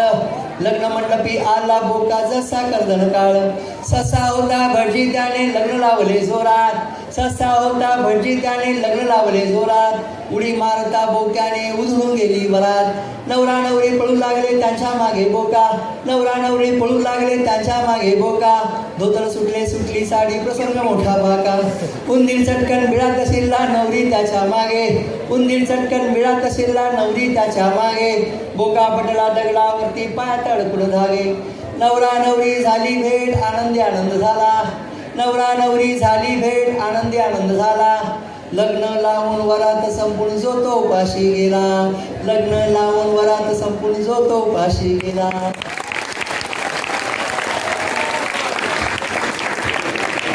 मित्रांनो, मी 10वीत असताना पहिली कविता लिहिली. 15व्या वर्षी 40व्या वर्षी पहिल्यांदा व्यासपीठावरती गेलो आणि 60व्या वर्षी कळायला लागलं की कविता काय असते आणि कशी लिहायची ती आता थोडंसं कळायला लागलेलं आहे. त्याच्यामुळे आपण काही केलं की लगेच आपल्याला बक्षीस मिळालं पाहिजे असं अजिबात समजायचं नाही. कोणीतरी कौतुक करेल. मला एक आठवतं आहे, एक चिनी बांबू नावाचा एक प्रकार आहे, तो 80 फूट वाढतो 5.5 वर्षात, पण पहिले 5 वर्ष तो जरा पण दिसत नाही आणि उरलेल्या 6 महिन्यामध्ये तो 80 फूट वाढतो. म्हणजे जर तुम्हाला मोठं व्हायचं असेल तर स्वतःला गाळून घेतलं पाहिजे. आपल्याला काय वाटतं, मी चित्र काढलं कोणीतरी माझं कौतुक केलं पाहिजे, माझी कविता कोणीतरी वाचली पाहिजे, छापून आली पाहिजे, अजिबात नाही. 100 कविता झाल्याशिवाय कोणाला दाखवायच्या पण नाही, 100 चित्र झाल्याशिवाय दाखवायचं नाही. मग आपण निराश होतो, आपलं कोणी कौतुक केलं नाही, बरोबर लिहिलं नाही म्हणून सांगतात लोक. नाही, आपल्याला आनंद मिळतो की नाही हे फार महत्त्वाचं आहे. छंद तुम्ही जोपासलेच पाहिजेत, त्याशिवाय जीवनामध्ये मजा नाही. जेवणात मीठ आणि जीवनात छंद ह्या गोष्टी फार महत्त्वाच्या आहेत. असो, पुन्हा एकदा भेटू नवीन कविता आणि नवीन गोष्टी घेऊन. आणि या ठिकाणी सर आहेत आमचे कथामालेचे. साने गुरुजी कथामालेमध्ये मी 25 वर्षापूर्वी गेलो आणि नंतर हा छंद मला लागला. त्याच्यामुळे साने गुरुजी नावाचा जो परीस आहे तो आमच्या जीवनाला झाला आणि आमचं जीवन सोन्याचं झालं. अशा साने गुरुजींना वंदन करतो आणि मी थांबतो. धन्यवाद.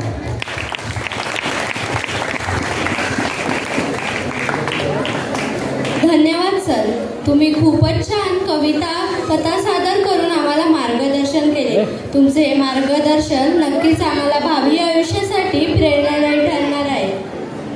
26व्या बालकुमार साहित्य संमेलनाचे अध्यक्ष कुमार आयुष परब यांना मी विनंती करते की त्यांनी मंचावर येऊन आपले अध्यक्षीय मनोगत व्यक्त करावे.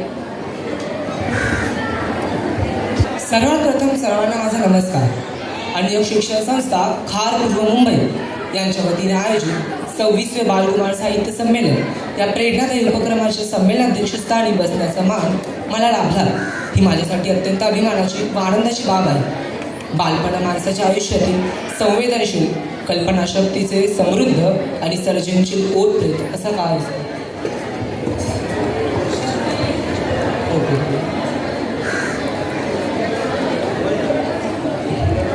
याच वयात वाचनाची गोडी, लेखनाची आवड, विचारांची बैठक आणि अभिव्यक्तीची ताकद निर्माण होते.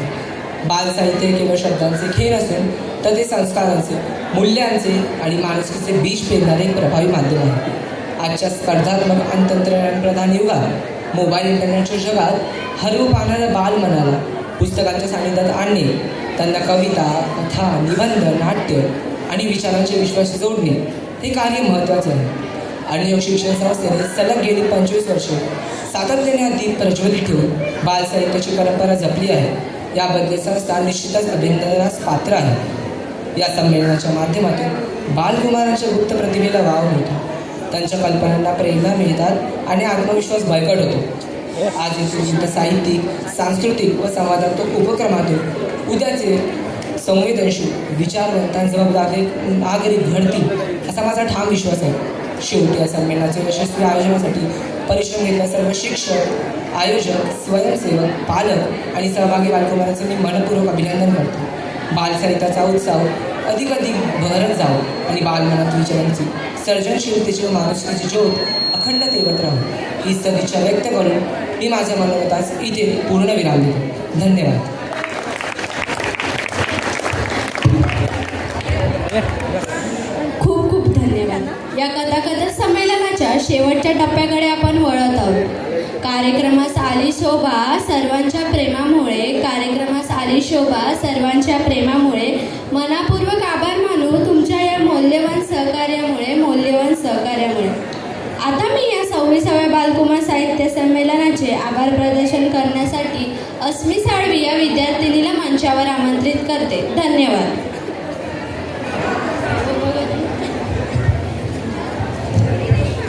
नमस्कार. आज 26व्या बालकुमार साहित्य संमेलनाच्या यशस्वी समारोपासाठी उभे राहून आभार व्यक्त करताना मला अतिशय आनंद होत आहे. बालकुमारांच्या कल्पनाशक्तीला दिशा देणारे, वाचन लेखनाची गोडी लावणारे हे संमेलन अत्यंत प्रेरणादायी ठरले. या 26व्या बालकुमार साहित्य संमेलनाच्या संमेलन उद्घाटक म्हणजे माननीय श्री प्रसाद कुलकर्णी सर यांचे मनपूर्वक आभार मानते. या संमेलनाचे अध्यक्षपद भूषविणारे कुमार आयुष परब यांचे देखील मनपूर्वक आभार मानते. तसेच या संमेलनाचे स्वागताध्यक्षपद भूषविणारी कुमारी नेहा सावंत हिचे देखील मनपूर्वक आभार मानते. संमेलनाची शोभा वाढविणारे आजच्या कथाकथन संमेलनाचे प्रमुख अतिथी म्हणजे श्री प्रशांत निगडे सर तसेच श्री रमेश तांबे सर या साहित्यकारांचे आम्ही मनपूर्वक ऋणी आहोत. आजच्या कथाकथन कार्यक्रमात कथा सादर करणाऱ्या सर्व कथाकारांचे मी मनपूर्वक आभार मानते. संपूर्ण संमेलनाच्या यशामागे ज्यांचे परिश्रम आहे ते म्हणजे अन्योन्य शिक्षण संस्थेचे सर्व पदाधिकारी, बालकुमार संयोजन समिती, मुख्याध्यापक वृंद, शिक्षक वर्ग, शिक्षकेतर कर्मचारी भाऊ, टेक्निकल टीम या सर्वांचे मनापासून आभार मानते. विशेषतः आपल्या सृजनशील लेखन, कविता आणि सहभागाने संमेलन जिवंत करणाऱ्या सर्व बालकुमारांचे मी खास आभार मानते. संगीत विभागाचे प्रमुख श्री गणेश सावंत सर व विद्यार्थी, लेझिम पथकातले विद्यार्थी, नृत्य सादर करणारे विद्यार्थी, craft teacher Sujata Kshirsagar madam या सर्वांचे मनापासून आभार मानते. तसेच सूत्रसंचालन करणारे आपले अन्योन्य विद्यार्थी यांचे देखील आभार मानते. अशीच बालकुमार साहित्याची चळवळ अधिकाधिक भरत जाऊ ही सदिच्छा व्यक्त करून अध्यक्षाच्या परवानगीने हे 26वे बालकुमार साहित्य संमेलन इथे संपन्न झाले असे जाहीर करते. धन्यवाद.